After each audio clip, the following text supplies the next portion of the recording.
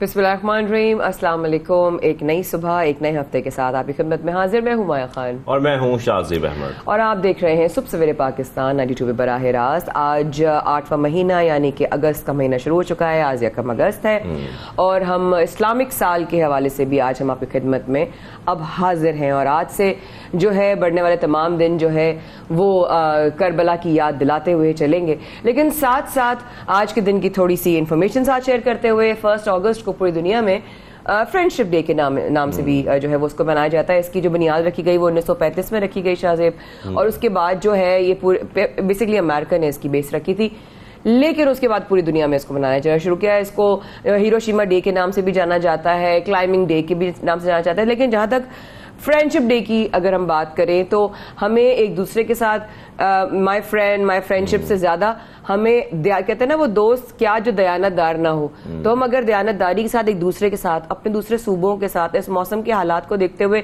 बलूचिस्तान की सिचुएशन देखते हैं, अपने पाक शहर कराची की सूरत हाल देखते हैं, हमें दयानतदारी से तो वहां पर फर्ज निभाने की जरूरत है। बिल्कुल फर्ज निभाने की जरूरत है, क्योंकि इस वक्त हमारे ही भाई बहुत मुश्किल में हैं, चाहे बलूचिस्तान की बात करें या दीगर इलाकों की बात करें। हालिया बारिशों से बहुत तबाही हुई है और इब्तिदा में प्रोग्राम के इब्तिदा में इंतहाई भारी दिल के साथ ये तमाम खबरें हम आपके साथ शेयर कर रहे हैं, क्योंकि जिस सूबे का हम जिक्र कर रहे हैं बलूचिस्तान का, वहां पर जो सूरत हाल है उसकी फुटेज आप लोगों ने भी सोशल मीडिया पर देखी होगी, मुसलसल फुटेज सामने आ रही है। और बलूचिस्तान में तकरीबन बारिशों और सैलाब से तबाही ने सब कुछ उजाड़ दिया है। वहां पर लोग बेघर हो गए हैं, घर तबाह हो गए हैं, मवेशी बह गए हैं, ये तमाम खबरें सामने आ रही हैं। साथ में आपको पता है कि बेशतर जो सड़कें हैं, आम शाहराहें हैं, वो टूट गई हैं। लसबेला, ओथल किला, सैफुल्ला, कोहलू, खुजदार के कई देहात पानी में डूब गए हैं। इसके साथ साथ ये बताया जा रहा है कि बलूचिस्तान कौमी शाहरा और हरनाई कोयटा शाहरा पर ट्रैफिक बहाल नहीं हो सकी अब तक। इसके साथ साथ सियाती मकाम, ज़ियारत की राब्ता सड़कें भी रेलों में बह गई हैं पानी के, कि ये पूरी सूरत हाल बलूचिस्तान के उस वक्त देख रहे हैं। और मैं जो अब तक फैक्ट्स एंड फिगर सामने आ रहे हैं वो मैं शेयर करता चलूँ तो 13,500 घर तबाह हो गए। इसके साथ साथ 23,000 मवेशी मारे गए, खड़ी फसलें जो हैं वो तबाह हो गई हैं, बागात तबाह हो गई। ये पूरी सूरत हाल जो है हम आपको इस वक्त दिखा भी रहे हैं, क्योंकि वहां पर लोग बड़े परेशान हैं। और सक हम देख रहे हैं कि हुकूमत भी कोशिश कर रही है, लेकिन किस हद तक कोशिश की जा रही है ये हम जानना चाह रहे हैं। बिल्कुल ठीक, एग्जैक्टली। अभी फैक्ट्स एंड फिगर्स आपने शेयर किए, लेकिन एक चीज जो मेरा फर्ज है यहाँ पे कहना वो तमाम बलूचिस्तान के लोगों से है या जहाँ से उनका ताल्लुक है, क्योंकि मेरा क्या हम सब पाकिस्तानियों का एक दूसरे से ताल्लुक है, चाहे कोई कुछ भी कहता रहे, हम एक दूसरे से जुड़े हुए हैं। लेकिन बलूचिस्तान में जो भी हालात हैं आप यकीन माने हमें एहसास है, हमें बहुत दुख है, हम बहुत दुआएं कर रहे हैं। अब यकीन माने सोशल मीडिया पर तक मैंने कितने सेलिब्रिटीज़ को देखा वो बलूचिस्तान के लिए दुआ कर रहे हैं, मैंने आम लोगों को देखा अपनी आम दुआओं में, क्योंकि इतने ख़ास दिन हैं, ख़ास अयाम हैं। मुसलमानों के भी हवाले से हमें एक दूसरे के साथ खड़ा रहने की, एक दूसरे के लिए दुआ करने की और एक दूसरे के लिए हर मुमकिन 24/7 खिदमत करने के लिए बिल्कुल तैयार रहना चाहिए। तो बलूचिस्तान की बात अगर हम करते हैं, शाहजेब ने बताया कि जिस तरह बच्चे जो हैं वो अल्लाह माफ़ करे, मैं तो मैं समझ में नहीं आ रहा, और सब्जी मंडी तक जो है वो पहुंचने का कोई रास्ता नहीं है, रास्ते खराब खत्म हो चुके हैं, जिंदगी बिल्कुल अजीब हो चुकी है। वहां की फुटेजेस देखकर दिल डूब गया, देखकर मतलब बच्चों को देखकर, सड़कें टूट गई, मतलब वो शहर की तरफ आने की कोशिश करें, आएंगे कैसे, पहुंचेंगे कैसे, रास्ते तो सारे बंद हो गए, टूट गए, तबाह हो गए, समझ नहीं आ रहा। क्योंकि हालिया बारिशों से 15 छोटे डैम्स को भी नुकसान पहुंचा है, जस्ट इमेजिन। इसी पर मजीद बात करने के लिए हमें थोड़ी देर में ज्वाइन करेंगे इंशाअल्लाह तर्जुमान बलूचिस्तान हुकूमत की जो है वो फरा अजीम शाह साहिबा। और लास्ट टाइम जब आई थी तो शाहजेब मैंने और आपने ये कहा था कि फरा जी हमें हमारी तरफ से कुछ भी हो सके हम हाजिर हैं, हमें कोई फंड रेजिंग टेलीथॉन करनी हो हम वो भी करने को तैयार हैं, क्योंकि इस वक्त हमारे सूबे बलूचिस्तान को हम सब पाकिस्तानियों की जरूरत है। बिल्कुल, हम फरा साहिबा से बात करते हैं। फरा साहिबा को खुशामदीद कहेंगे सुबह सवेरे पाकिस्तान में। फरा साहिबा, जिस तरीके से हम देख रहे हैं माओं की गोदे उजड़ गई हैं, वहां पर घर तबाह हो गए हैं, मवेशी बह गए हैं, क्या हालात हैं? मैं थोड़ी सी पहले आपसे अपडेट चाह रहा हूँ, कुछ दादो शुमार आप हमारे साथ शेयर कर सकती हैं? इस वक्त सूरत हाल क्या है ओवरऑल बलूचिस्तान की? जब हम बात करते हैं वहां पर जानी और माली नुकसान कितना हुआ है? बिस्मिल्लाहिर्रहमानिर्रहीम, थैंक यू सो मच कि आपने मुझे दोबारा इनवाइट किया। और माया, आप एक बहुत ही सॉफ्ट हार्टेड पर्सन हैं, मुझे तो ऐसे ही लगता है जब से मैं आपको वॉच कर रही हूँ। अब मैं आती हूँ सैलाब की सूरत हाल की तरफ। जो अभी तक के कैजुअलिटीज़ हमारे सामने आई हैं वो टोटल जो सुबह तक थी वो 120 थी, और इसी तरीके से इंजरीज देखें, अगर ये हम जो फिगर्स आप लोगों को कोट कर रहे हैं, चाहे वो PDMA है, चाहे वो चीफ सेक्रेटरी की प्रेस ब्रीफिंग थी, या मैं जो भी आप लोगों को बता रही हूँ, एक्चुअल फैक्ट्स एंड फिगर्स जो हैं वो हम आपको कुछ दिन तक बता सकेंगे, इसलिए कि जैसे कि आप जानती हैं कि बहुत क्रिटिकल सिचुएशन है इस वक्त कुछ डिस्ट्रिक्ट्स में। तमाम इंतज़ामिया वहाँ पर जो रेस्क्यू एंड रिलीफ का ऑपरेशन है उसमें मसरूफ़ अमल हैं। अब जो क्रिटिकल वहाँ पर डिस्ट्रिक्ट्स हैं, डिस्ट्रिक्ट लसपेला, झलमक्सी और तुर्बत केच, डैमेजेस भी बहुत ज़्यादा हुए हैं। लेकिन अब जब ये सैलाब थोड़ा सा बेहतर होगा, सिचुएशन कुछ कूल डाउन होगी, तो उसके बाद रिहेबिलिटेशन का जो एक प्रोसेस है वो शुरू होगा, और तब हम आपको एक्चुअल जो फैक्ट्स हैं कि डैमेजेस कितने हुए हैं, और बाकी जो वहाँ पर लाइव स्टॉक हैं, जिस तरीके से हमारे प्रोटेक्शन बंद जो हैं उन्हें नुकसान पहुँचा है, तो ये सारे फैक्ट्स एंड फिगर्स जो हैं वो इंशाल्लाह सर्वे के बाद हम आपके सामने रख सकेंगे। बिल्कुल, अभी तो रेस्क्यू करना जरूरी है, रिहेबिलिटेशन तो उसके बाद की बात है। अभी तो हमें ये देखना है कि खासतौर पर आपकी गवर्नमेंट को कि वहाँ पर जो लोग हैं उनको किस तरीके से रेस्क्यू किया जा रहा है। अगर वो नकल मकानी करने पर मजबूर है तो क्या किया जा रहा है, क्योंकि ज़मीनी रास्ते जो हैं मुख्तलिफ इलाकों के वो फराज साहब मुनक़ता हो गए। वहाँ फूड सप्लाई को कैसे यकीनी बनाया जा रहा है इस वक्त? आज भी चीफ सेक्रेटरी ने फ़िज़ाई दौरा किया है डिस्ट्रिक्ट लसबेला का, और भी जो उससे मुंसलिक इलाके हैं उनका भी फ़िज़ाई दौरा किया है। बिल्कुल ज़मीनी राब्ते जो थे वो मुनक़ता ज़रूर थे, और जो हमारी इंतज़ामिया है जिसमें तमाम स्टेक होल्डर्स हैं मुतहर्रिक थे, हाई अलर्ट थे, फील्ड्स में मौजूद अभी तक भी हैं और दिन रात मौजूद हैं। चीफ सेक्रेटरी ने आज मुख्तलिफ इलाकों का दौरा भी किया है, और वहाँ पर जो food and non food items हैं वो पहुंचाए गए हैं। देखें, कुछ दिन ऐसे थे, मतलब पिछले जो 2 दिन थे वो ऐसे थे कि शदीद बारिशें थीं, और इस दफ़ा प्रेडिक्शन जो की गई थी मॉनसून का जो सीज़न था उसको स्टार्ट होने से पहले उससे कहीं ज़्यादा बारिशें हुई हैं। तो जो रिलीफ का और रेस्क्यू का जो एक ऑपरेशन है वो जारी है, और जो इलाके मुनक़ता थे, ज़मीनी रास्ते वहाँ पर मुनक़ता थे, तो हेलीकॉप्टर्स के ज़रिए वहाँ पर हम पहुँचे।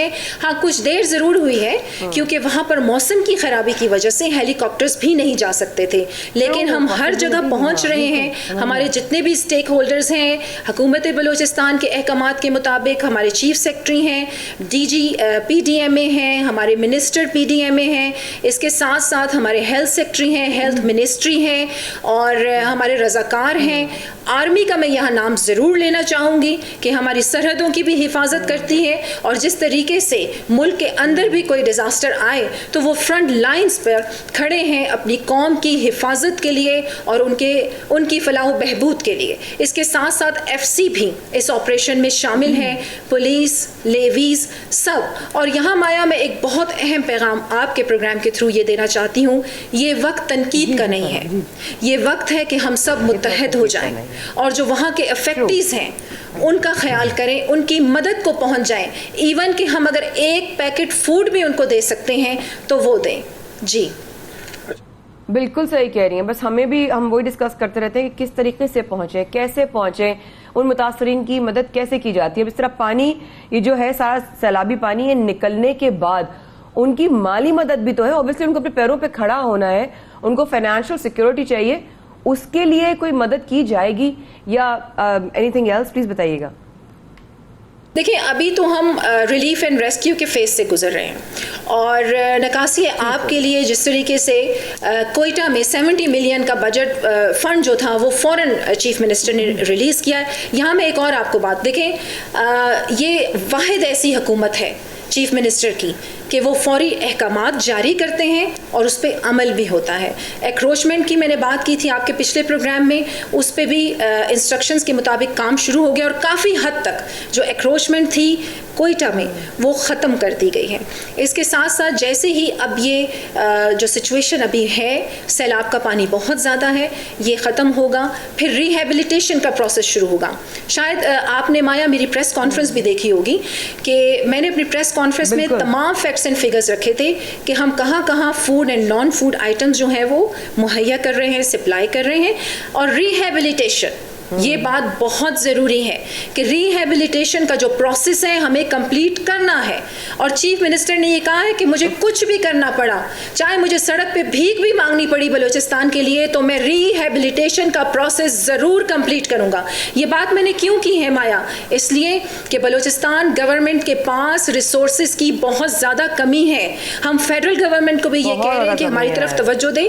प्राइम मिनिस्टर का भी कसूर नहीं है, फेडरल गवर्नमेंट का इसलिए कसूर नहीं है कि ओवरऑल पाकिस्तान की सिचुएशन ऐसी है कि हमारे पास रिसोर्सेज की बहुत ज़्यादा कमी है और हमारी मुश्किलात बहुत ज़्यादा हैं। लेकिन फिर भी प्राइम मिनिस्टर ने ये यकीन दिलाया है, जिस तरह उन्होंने ख़ुद भी फ़िज़ाई दौरा किया है कल, तो उन्होंने ये यकीन दिलाया है कि उनकी फुल सपोर्ट हमारे साथ शामिल है। और जिस तरीके से प्रोविंशियल गवर्नमेंट ने कैजुअलिटीज़ जो हुई थी उनके लिए 10 लाख फ़ीकस एक ख़ानदान को डिस्ट्रीब्यूट भी अब कर दिया गया है प्रोविजनल जो हमारी गवर्नमेंट है उनकी जानिब से। इसी तरीके से प्राइम मिनिस्टर ने भी कल 10 लाख का ऐलान किया है मुख्तलिफ, बल्कि उन्होंने जो डैमेजेस हाउस हुए हैं उसके लिए भी कंपनसेशन का ऐलान किया है। और इंशाल्लाह वो भी चीफ मिनिस्टर के ही जो है तरीक़ेकार को नज़र में रखते हुए इन फंड्स को जल्दी रिलीज़ भी करेंगे ताकि जो इफेक्टिव्स हैं उन तक पहुँचाए जा सकें। और रिहेबिलिटेशन को मैं बार बार क्यों कह रही हूँ, इसलिए कि हम अपनी बलूचिस्तान की आवाम को तन्हा नहीं छोड़ेंगे। दुख की इस घड़ी में हम उनके साथ हैं।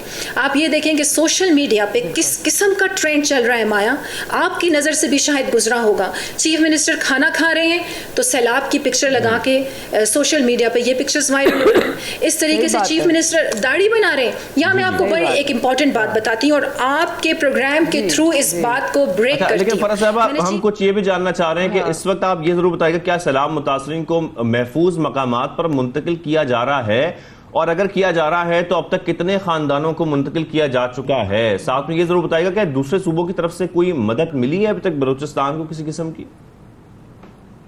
जी, जैसे कि आपने देखा होगा कि आज चीफ सेक्रेटरी ने दोबारा फ़िज़ाई दौरा किया है और उनके साथ हेल्थ सेक्रेटरी भी मौजूद थे। मेडिकल कैंप्स लगाए जा रहे हैं क्योंकि आपको पता है कि फ्लड्स आने के बाद बीमारियां भी फैलती हैं। तो टाइमली चीफ मिनिस्टर ने इंस्ट्रक्शंस दे दी थी कि मेडिकल कैंप्स जो हैं वो भी कायम किए जाएँ। और हज़ारों में ऐसे तादाद है ख़ानदानों की जिन्हें महफूज मकामात पर शिफ्ट कर दिया गया है और टेंट विलेजेस उनके लिए लगाए जा रहे हैं। और कुछ डिस्ट्रिक्ट्स में बल्कि जिस तरीके से जो खाना है वो पका हुआ खाना जो है वो लोगों को फराहम किया जा रहा है। अल्लाह बहुत ठीक है, थैंक यू वेरी मच फराजीम साहिबा, बहुत शुक्रिया, आपने हमें डिटेल से आगाह किया और उम्मीद करते हैं कि वहाँ के लोगों को जिस तरीके से रेस्क्यू किया जा रहा है वो रेस्क्यू ऑपरेशन भी मुकम्मल हो, ये बारिशों का सिलसिला भी वहाँ पर कुछ थम जाए, सैलाबी सूरत-ए-हाल भी कुछ थम जाए और फिर रिहेबिलिटेशन हो, ये बहुत इंपॉर्टेंट है। कहीं से कुछ तो समझ में आए क्योंकि इधर से पानी आया जा रहा है, वहाँ से फसलें जा रही हैं, वहाँ से घर तबाह हो रहे हैं, वहाँ से जो है लोगों की जानें जा रही हैं, मासूम बच्चे, माओं की गोदें, अल्लाह अकबर, समझ नहीं आता। कहते हैं ना कि कुछ जवाओं पर अल्लाह पाक वाकई अपने बंदे की ना आजमाइश करता है, चेक करता है मेरे ऊपर मेरा बंदा कितना ईमान रखता है। इससे तुम्हें वाकई में एक दूसरे के साथ रहने की और खड़े रहने की जरूरत है। फरा, बहुत शुक्रिया आप प्रोग्राम में आई और प्लीज कुछ भी हो हम कर सकें, हम हाजिर है, 92 हाजिर है, सबसे पहले पाकिस्तान की पूरी टीम हाजिर है। Thank you so much. और हम चाहते हैं कि जल्दी से जल्द लोगों को जो है ना रेस्क्यू किया जा सके। आगे बढ़ते हैं प्रोग्राम में।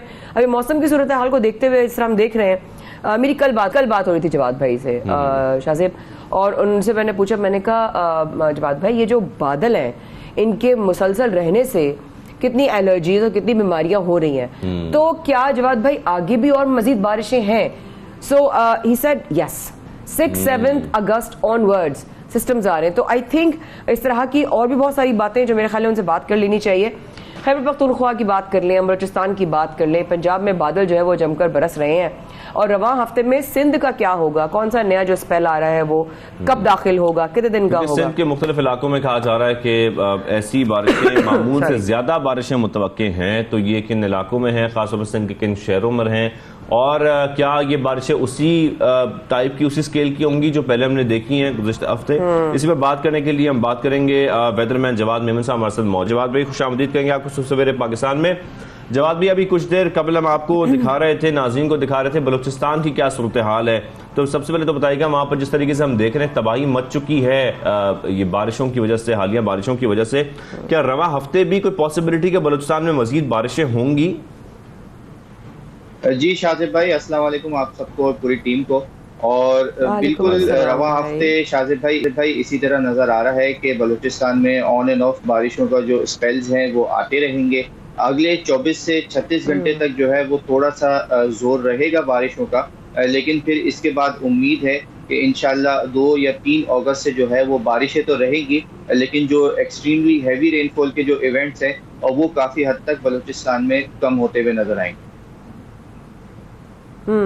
अच्छा जवाद भाई, कल ही आपसे बात हो रही थी और आपने जो रेमेडी बताई, आप यकीन करें उतना उसने मुझे बहुत बहुत तक़वियत मेरी और आपके लिए बहुत सारी दुआएं मेरे भाई। इंशाल्लाह मैं वो रेमेडी आपके साथ जवाद भाई की रेमेडी ज़रूर शेयर करूँगी। लेकिन थैंक यू। लेकिन जवाद भाई, आप सिंध और कराची की भी बात कर लेते हैं, क्योंकि आज सुबह से हमने देखा कि जब हम दफ्तर आ रहे थे तो जब मैं निकली तो मेरी तरफ बादल थे, और जब हम ऑफिस तक पहुंचे आधे रास्ते तो जम के बरस रहे थे। अच्छा, जब शाहजेब पहुंचे, हम लोग 5-10 मिनट के फर्क से पहुंचते हैं, तो जब शाहजेब पहुंचे उन्होंने, मैंने कहा शाहजेब क्या हाल है, हमारे आते हुए इलाके में हो रहा था, कह रहे अब तो पूरे रास्ते बरस रहे थे, तो ये क्या है? इसका तो हमें जहन में नहीं था कि ये भी स्पेल आ रहा था, लेकिन ये क्या, ये वही जो आपने कहा था 31, 30 में दाखिल होगा, is it the same spell? नहीं माया, ये वो स्पेल नहीं है। वो स्पेल जिस तरह हमने बताया था कि मानसून का एक्सेस इस वक्त नॉर्थ पर है, पंजाब केपी की तरफ है, तो वो स्पेल जो है वो इस वक्त पंजाब में बरस रहा है। पिछले कई दिनों से हम कंटिन्यू देख भी रहे हैं, और कल रात भी पंजाब के काफी सारे एरियाज में heavy to very heavy rainfall वो रिपोर्ट हुई है। कराची में बेसिकली 2 से 3 फैक्टर्स हैं कि एक तो बहरा अरब के जो टेम्परेचर्स हैं वो मामूल से ज़्यादा हैं, तो बहुत ज़्यादा मॉइस्चर जो है वो शहर के ऊपर से फ्लो होता हुआ नॉर्थ की तरफ मूव कर रहा है। साथ ही साथ मॉनसून करंट्स प्लस इन दोनों के मिक्सचर की वजह से शहर के ऊपर जो ये जो सी क्लाउड्स हैं ये काफ़ी हद तक थिक हो जाते हैं, स्ट्रॉन्ग हो जाते हैं। इसी की वजह से हम पिछले कई दिनों से देख रहे हैं कि कहीं ना कहीं दिन के टाइम पे और स्पेशली शाम, रात और अर्ली मॉर्निंग के टाइम पे जो है वो कराची के अक्सर इलाकों में कहीं ना कहीं लाइट टू मॉडरेट शावर्स चल रहे होते हैं। तो बेसिकली ये मॉनसून सीजन का इफेक्ट है। फिलहाल कोई जो है वो स्पेल डायरेक्टली इफेक्ट नहीं कर रहा है इस सिंध के रीजन को। जवाद भाई, हम तो घबरा जाते हैं कि अब कराची में जो मुसलसल बारिशें हो रही हैं तकरीबन 8-10 दिन से, तो कराची का आपको पता है क्या हाल हो जाता है यहाँ पर, सड़कों का और इलाकों का, मुख्तलिफ इलाकों का खास तौर पर। वो आप उससे आपके यकीन तौर पर आपको पता ही ये सारी बातें। अब जरा मुझे बताइएगा, क्या अभी भी जो बारिशें हमने गुज़िश्ता हफ्ते देखी हैं वैसी ही बारिशें एक्सपेक्टेड है कराची में, खास तौर पर इस अपकमिंग वीक में? देखें, अपकमिंग वीक में तो नहीं शाजिब भाई। हाँ, 6 से 7 तारीख के 8 तारीख के आसपास जो है वो एक वीक स्पेल एंटर होगा सिंध में, जिसके ज़ेर असर बहुत ज़्यादा तेज़ बारिशें तो नहीं, लेकिन अभी जो सिलसिला चल रहा है वो थोड़ा सा उससे एनहेंस हो जाएगा। मॉडरेट टू एट टाइम्स थोड़े बहुत आइसोलेटेड, कहीं थोड़े बहुत हैवी स्पेल पॉसिबल है, लेकिन 10 या 12 तारीख के बाद जो है वो मानसून का एक्सेस दोबारा साउदर्न पाकिस्तान पे आएगा, सिंध की तरफ आएगा। तो फिर हम कह सकते हैं कि 10-12 तारीख से लेके थ्रू आउट अगस्त का महीना जो है वो बैक टू बैक ताकतवर स्पेल आएंगे, और जिस तरह जुलाई का महीना गुजरा है उससे सिमिलर। जी बिल्कुल, 2 से 3 जो है वो स्ट्रॉन्ग स्पेल जो है वो एक्सपेक्टेड है अगस्त में, और जिस तरह जुलाई का महीना हमारा गुजरा है इससे सिमिलर आप कह सकते हैं कि स्पेल्स आ सकते हैं। अगरचे जुलाई वाली इतनी ज्यादा शदीद शिद्दत ना हो, लेकिन फिर भी heavy to at times very heavy rainfall की जो स्पेल्स हैं वो बैक टू बैक एक्सपेक्टेड हैं। क्योंकि जवाद भाई अभी तो ऐसा है ना, बात काट रही हूँ, थोड़ी सी भी बारिश हो रही है, बिकॉज पिछला जो हुआ है वो स्पेल गुजरा है वो जो इतना लंबा घंटों का तवील दौरानिए का, उसके बाद से अभी तक लोग संभल ही नहीं पाए हैं। सदर मार्केट में लोग काम नहीं कर पा रहे क्योंकि उनके अभी तक पानी नहीं निकल सका है, क्योंकि वो पानी गटर का और बारिश का सब मिल चुका है। तो चैलेंज बड़ा होगा, बहुत बड़ा होगा चैलेंज, लेकिन अगर हम पहले से पता चल ही गया है तो हम किस हद तक बेहतरी कर सकते हैं बलूचिस्तान का बहुत बुरा हाल है जवाद भाई। बलूचिस्तान इस वक्त हमारी दुआओं का, हमारी मदद का और दवा का भी जो है ना वक्त आ चुका है। हमें खड़ा होना है अपने सूबे के लिए। बहुत तबाही हुई है वहां पर भी। क्या बारिशों का स्पेल अभी आ रहे हैं, हम एक्सपेक्ट कर रहे हैं? माया बिल्कुल, फिलहाल तो जो है वो इंशाल्लाह 24 से 36 घंटों बाद वहाँ पे काफ़ी हद तक स्लो डाउन हो जाएंगी चीज़ें। लेकिन जब ये 6-7 तारीख को जो स्पेल आएगा उसके अगेन इफेक्ट्स थोड़े बहुत किरथर रेंज, कोई सुलेमान रेंज और क्वेटा वगैरह रीजन तक भी जाते हुए नजर आएंगे। और जब ये मानसून का एक्सेस दोबारा दूसरे या तीसरे हफ्ते के स्टार्ट से अगस्त से जो है वो सदर्न पाकिस्तान की तरफ आएगा, तो फिर अगेन जो भी सिस्टम सिंध की तरफ मूव हो रहा होगा, बहरे अरब जो है वो इस दफ़ा बहुत ज़्यादा हाइपर एक्टिव है। तो कोई भी सिस्टम आता है वो अपनी इंटेंसिटी लूज नहीं करता है, या तो सस्टेन कर जाता है या मजीद ताकतवर हो जाता है हम पाकिस्तान आते आते। तो फिर अगेन जब ये आगे की तरफ वेस्ट की तरफ मूव करेगा तो सिंध को क्रॉस करता हुआ ये दोबारा बलूचिस्तान को इफेक्ट करता हुआ फिर देखने में आएगा कि ये दोबारा मिडिल ईस्टर्न कंट्रीज तक जा रहा होगा। तो फिर बलूचिस्तान में भी जो है वो बारिशों का जोर दोबारा बढ़ सकता है। ठीक है जवाद भाई, इसका मतलब है आपने बताया कि 10 के 12 के बाद भी होगा। इसका मतलब है कि 14 अगस्त भी जो है वो इस तरह के ही मौसम का जो है लपेट में होगा। तो लोगों से गुजारिश है कि प्लीज जो है बाइक्स लेकर ना निकल जाएं, बारिशों में अपने घरों में रहें, संभालें, जहां से पानी आ रहा हो उसको चेक करें। Thank you so much Jawad भाई, गॉड ब्लेस यू, अल्लाह ताला आपको जिंदगी सेहत दे। आपने जो है वो आगाह किया और we are actually grateful for everyone जो कि हमें अपडेट रखता है। अब हम जरा कराची के इंफ्रास्ट्रक्चर की भी बात कर लें शाहजेब। कराची में हम देख रहे हैं जब भी बात करते हैं मजीद पीछे चले जाते हैं। उसकी वजह ये होती है कि ओवरऑल जो इंफ्रास्ट्रक्चर है कराची का वो तबाह हो जाता है, सड़कें डूब जाती हैं और नाले उबल रहे होते हैं। नॉर्मली जो हमारे बरसाती नाले हैं, जो दूसरे नाले हैं, उसमें कचरा फंस जाता है और फिर वो ओवरफ्लो हो रहे होते हैं। तो ये तमाम चीज़ हम देख रहे हैं कि कोई भी निकासी आपका प्रॉपर सिस्टम कराची में मौजूद नहीं है, और अगर है तो वो फाल नहीं है। प्रॉपर तरीके से पानी निकल नहीं पाता कराची से। और खैर उस दिन हम डिस्कस भी कर रहे थे इसकी वजूहात क्या है। मली नदी, लियारी नदी की जब हम बात करते हैं, फिर कोरंगी क्रीक की बात करते हैं, तो उसमें क्या मसाइल है जिसकी वजह से सब कुछ नहीं हो पा रहा। तो ऐसे में लग रहा है कराची की तरक्की तो दूर की बात है, शहरियों को जो बुनियादी सहूलियात है, जो बुनियादी उनके मुनासिब सहूलियात है, वो भी पॉसिबल अभी हमें नजर नहीं आ रही किसी भी तरीके से। बिल्कुल सही कह रहे हैं। इसी पे बात करने के लिए हमारे साथ हैं रहनुमा खुर्रम शेर जमान साहब। अस्सलाम वालेकुम खुर्रम साहब, बहुत शुक्रिया आपने हमें प्रोग्राम में ज्वाइन किया। हालिया बारिशों के बाद जो शहर का हाल हुआ है उससे हम सब वाकिफ हैं, we are all witness to it. क्या समझते हैं हम कितने साल पीछे और चले गए हैं इस सीजन के बाद? जी खुर्रम साहब। नहीं जी, हम सबसे पहले तो वालेकुम अस्सलाम, शुक्रिया आपका मुझे इनवाइट किया। देखिए पहली बात यह है कि हम आगे निकले कब थे जो हम पीछे जाएंगे। मैं तो पिछले 10 साल से कह रहा हूँ कि हमें स्टोन एज की तरफ धकेला जा रहा है और शहर कराची को थ्रू प्लानिंग मोहनजोदड़ो के अंदर तब्दील किया जा रहा है। पिछले 8-10 साल से आप इसको सुन रही होंगी कि हम कह रहे हैं कि शहर भर के अंदर कचरे उठाने के निज़ाम को सही तरीके से बनाया नहीं जा रहा है, और उसके साथ साथ जो शहर कराची का सिवेज का और पानी का निज़ाम है वो तबाहाली का शिकार है, उसको ठीक नहीं किया जा रहा है। प्रोफेशनल तरीके से इंजीनियर्स को इन्वॉल्व करके उसको बनाया नहीं जा रहा है। और उसके साथ साथ आप देखें कि बारिशें तो कराची में भी इतनी हुई नहीं है। आप देख लें जो हालात इस वक्त शहर कराची के हैं, जब पूरी दुनिया के अंदर फ्लडिंग होती है, अर्बन फ्लडिंग, तो वहां पे कितनी मिलीमीटर बारिश होती है और यहाँ पे कितनी हुई है, और स्कैटर्ड हुई है, एक जगह नहीं हुई है, फैल के हुई है और वक्फे के साथ हुई है। कोई गली, कोई मोहल्ला, कोई ऐसा एरिया नहीं है इस वक्त कराची के जिसकी सड़कें टूटी भी ना हो। कोई भी ऐसी गली कराची के इस वक्त नहीं है सवाए शारे फैसल के। ठीक है जी। और हर मोहल्ले के अंदर गटर का पानी उबल रहा है, हर मोहल्ले के। अब आप मुझे बताएं ऐसी क्या क़यामत आ गई, क्या ऐसा सैलाब आ गया, कोई साइक्लोन आ गया, क्या हुआ?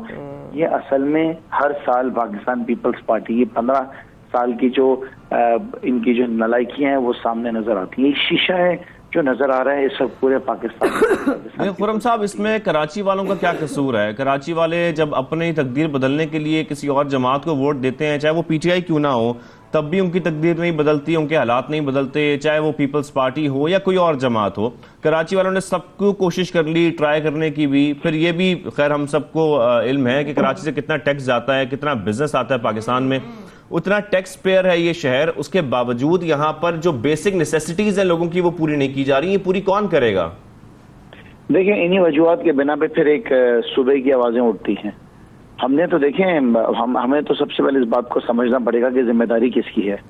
इस शहर में चाहे कुत्ता भौंके, चाहे रोड पे स्ट्रीट क्राइम हो, चाहे पीने का पानी हो, चाहे सफाई सुथराई का निजाम हो, चाहे सेहत हो, ये सारी जिम्मेदारियां पाकिस्तान पीपल्स पार्टी की आती है, जिसने 27 साल सूबे सिंध के ऊपर इख्तियार रखा है अपना। 27 साल भुट्टो साहब के टाइम से लेके, और ये 15 साल जो सब मौजूदा जरदारी साहब के हैं। इन 27 साल के अंदर ये इस सूबे को ठीक नहीं कर सके। सूबे के लोगों को समझना पड़ेगा। अच्छा जी, रोना तो इस बात का है कि चलें कराची के साथ तो आपका सुतेली माँ वाला सलूक रहा ही है, क्योंकि कराची ने आपको कभी वोट नहीं दिया। मेरा तो आपसे सवाल है कि क्या लाड़काना के हालात इस वक्त पेरिस जैसे हो गए हैं, जहां से बिलावल साहब जीत कर आए हैं। चलें जी, नवाब शाह जहाँ से जरदारी साहब जीत कर आएंगे, वहां पे लोगों की जिंदगी बहुत अच्छी गुजर रही है। या 7 जहाँ से सूबे का वजीर आला है, उन इलाकों के अंदर यहाँ से ज्यादा बदतर जिंदगी लोग गुजार रहे हैं। कुत्ते काट रहे हैं, रेबीज की वैक्सीन अवेलेबल नहीं है, थर के अंदर बच्चे आज भी भूख से मर रहे हैं, लाड़काना के अंदर आज भी एड्स के केसेस जो हैं वो इंतहा तक पहुंच गए हैं, और हमारा कराची शहर तबाही का शिकार है।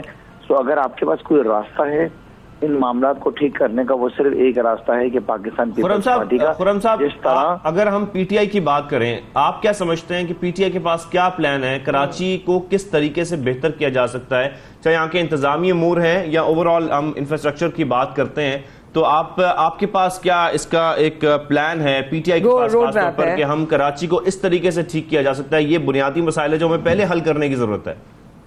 देखिए, सबसे अच्छी बात तो यह है कि चीफ जस्टिस ऑफ पाकिस्तान ने पिछले दिनों एक ऑर्डर दिया था कि लोकल बॉडी जो आपका कानून है उसको आर्टिकल 140A के तहत उसकी अमेंडमेंट की जाए, जिसको अभी तक पाकिस्तान पीपल्स पार्टी ने किया नहीं है। लेकिन क्योंकि अहकाम चीफ जस्टिस के आ गए हैं, तो ये ज्यादा से ज्यादा 2 महीना 3 महीना और इसको प्रोलॉन्ग कर सकते हैं। उसके बाद इनको उसको करना ही पड़ेगा टेनी कॉस्ट। दूसरी चीज ये है कि कराची के अंदर बलदियाती इलेक्शन आ रहे हैं, जो कि इस महीने की 28 तारीख को हैं। पाकिस्तान तहरीक इंसाफ इस बात पर यकीन रखती है कि कराची के अंदर तहरीक इंसाफ जीतेगी और अपना मेयर कराची के अंदर लेकर आएगी। चीफ जस्टिस के अहकामात के ऊपर आर्टिकल 140A को इम्प्लीमेंट कराएगी और शहर कराची के सारे मसाइल हल करेगी। इसके अंदर जो 4 प्रायोरिटीज हमारी हैं, जब पीटीआई का कराची का मेयर जीत कर आएगा, तो प्रायोरिटी नंबर 1 जो है हमारी कि जो कराची का इंफ्रास्ट्रक्चर इस वक्त तबाही का शिकार है, उसको हमें ठीक करना है। Karachi water and sewage board के अंदर करप्शन का खात्मा करके उसके निजाम को बेहतर करके प्रोफेशनल लोगों को लेकर आना है, ताकि नलकों तक पानी पहुंचे और टैंकर माफिया का खात्मा हो। अच्छा खुर्रम साहब, एक बात बताइए, एक बात बताइए, आपकी बात से एक सवाल आ गया। तो मैं अगर फर्ज करिए नहीं आते हुकूमत में, नहीं होती power, then what is your road map? Would you just give up or would you still work? कर लूं। नंबर 3 पे जो हमारी प्रायोरिटी है कि जिस तरह दुबई में और सिंगापुर के अंदर एक अच्छा सैनिटेशन का निजाम है, door to door garbage collection का निजाम है, हम उसको लेकर आए। शहर कराची के अंदर से स्ट्रीट क्राइम का खात्मा करें और पूरे कराची के अंदर प्लांटेशन की कैंपेन लॉन्च करें, जिस तरह केपी में बिलियन ट्री जो है सुनामी के नाम से कैंपेन लॉन्च की गई थी। ये हमारी 5 प्रायोरिटी है ट्रांसपोर्ट के निजाम को मुकम्मल करने के साथ साथ। आपने मुझसे सवाल किया कि अगर नहीं आती, देखिए अगर नहीं आएगी तो फिर यही हालात हैं। जब तक पाकिस्तान पीपल्स पार्टी सूबे सिंध में इख्तियार के अंदर रहेगी, दिन ब दिन इस सूबे के हालात खराब होते हैं। एक second, I am so sorry to interrupt you right here, लेकिन अगर मैं एक सवाल करना चाहूँ वो ये कि अगर वो आप हुकूमत में नहीं आते तो फिर आप छोड़ देंगे, मतलब लोग उम्मीद ना रखें, या ये रीजन होगा कि पावर नहीं होगी, या ये होगा कि करने स्पेस नहीं दिया जाएगा? What did you mean by that कि हालात ऐसे ही रहेंगे? हम तो उम्मीद लगाते हैं, आवाम तो वोट देती है, सो फिर कैसे करेंगे? आवाम को बात को समझना पड़ेगी। देखिए ना कि इस वक्त पंजाब में किस तरीके से इनको हमने बाहर निकाला है, इस वक्त वफाक में किस तरह हुकूमत में बैठे हुए। आप देखें आपके मुल्क के क्या हालात है, तबाह हो गया आपका मुल्क पूरा। आपकी But you will stop putting effort, that means, Khurram साहब। Sorry? You will stop putting efforts for the people of Karachi. नहीं, देखिए हम तो पिछले 10 साल से यहाँ पे असेंबली के अंदर बैठे ऑपोजिशन का रोल प्ले कर रहे हैं, जो रोल हमारा वही कर रहे हैं ना, उससे ज्यादा हम कर नहीं सकते। आपको इस बात को समझना पड़ेगी कि इख्तियारात जो हैं वो हुकूमत सिंध के पास है। यही मैं कराची के अंदर हमारा मेयर आता है तो हमारे पास, जब आपने बात की ना कि अगर आप लोग जिसके जरिए हम लोगों को डिलीवर कर लेके आते हैं खुर्रम साहब, तो उसके बाद जो आप लोग की प्रायोरिटीज हैं, आप लोग समझते हैं कि कोई इख्तिलाफ नहीं होगा, सारी इख्तियारात होंगे और मेयर जो चाह रहा होगा वो कर सकेगा? देखिए, मैंने आपसे कहा कि इन सारी बातों में सिर्फ एक अच्छी बात है कि चीफ जस्टिस ऑफ पाकिस्तान ने एक अहकाम दिए हैं कि आर्टिकल 140A के तहत जो है सूबे के अंदर जो लोकल बॉडी एक्ट है उसकी अमेंडमेंट की जाए और लोगों को डिलीवर किया जाए। जिसके अंदर बेसिक नेसेसिटी, जिस तरह आपने शुरू में कहा था कि लोगों को हम दे सकेंगे, जिसमें मेयर जो है वो एडमिनिस्ट्रेटिवली पावरफुल होगा, उसके एडमिनिस्ट्रेटिव पावर्स होंगे, वो पॉलिटिकली इंपावर्ड होगा, उसके फाइनेंशियल पावर्स होंगे, वो टैक्सेस लगा सकेगा, पैसा इकट्ठा कर सकेगा। उसके अलावा कोई चॉइस आपके पास है नहीं तो पीपल्स पार्टी ने तो मोइंजोदड़ो के अंदर तब्दील कर देना है शहर कराची को। ये मैं आपको बता दूं, लिख लें, इनका गर्ज नहीं है। अल्लाह ताला आसानी फरमाए शहर कराची। एडमिनिस्ट्रेटिव पावर्स और फाइनेंशियल पावर्स बहुत इंपॉर्टेंट है मेयर के लिए, उसके बगैर काम नहीं हो सकता। खुर्रम शेज़मान साहब, थैंक यू वेरी मच, आपने में ज्वाइन किया सबसे पहले पाकिस्तान में, और आप बिल्कुल सही कह रहे हैं। इतनी बात जो हम भी कह रहे हैं बार बार कि मेयर के पास इख्तियारात होंगे तभी वो कुछ कर सकता है, नहीं तो कराची में फिर कैसे कोई काम करे? मतलब कोई भी, मतलब फिर वो अपने मतलब आपके तहत बारिशों का सिलसिला दोबारा आने वाला है, सिचुएशन क्या होगी हमें नहीं पता, लेकिन हम दोनों एटलीस्ट ये जरूर कह सकते हैं अपनी मदद आपके तहत अपना ख्याल रखें। हमारे साथ रहे, सफ़े के बाद रहते हैं हमारे बहुत सारे segments for you guys, please do stay with us.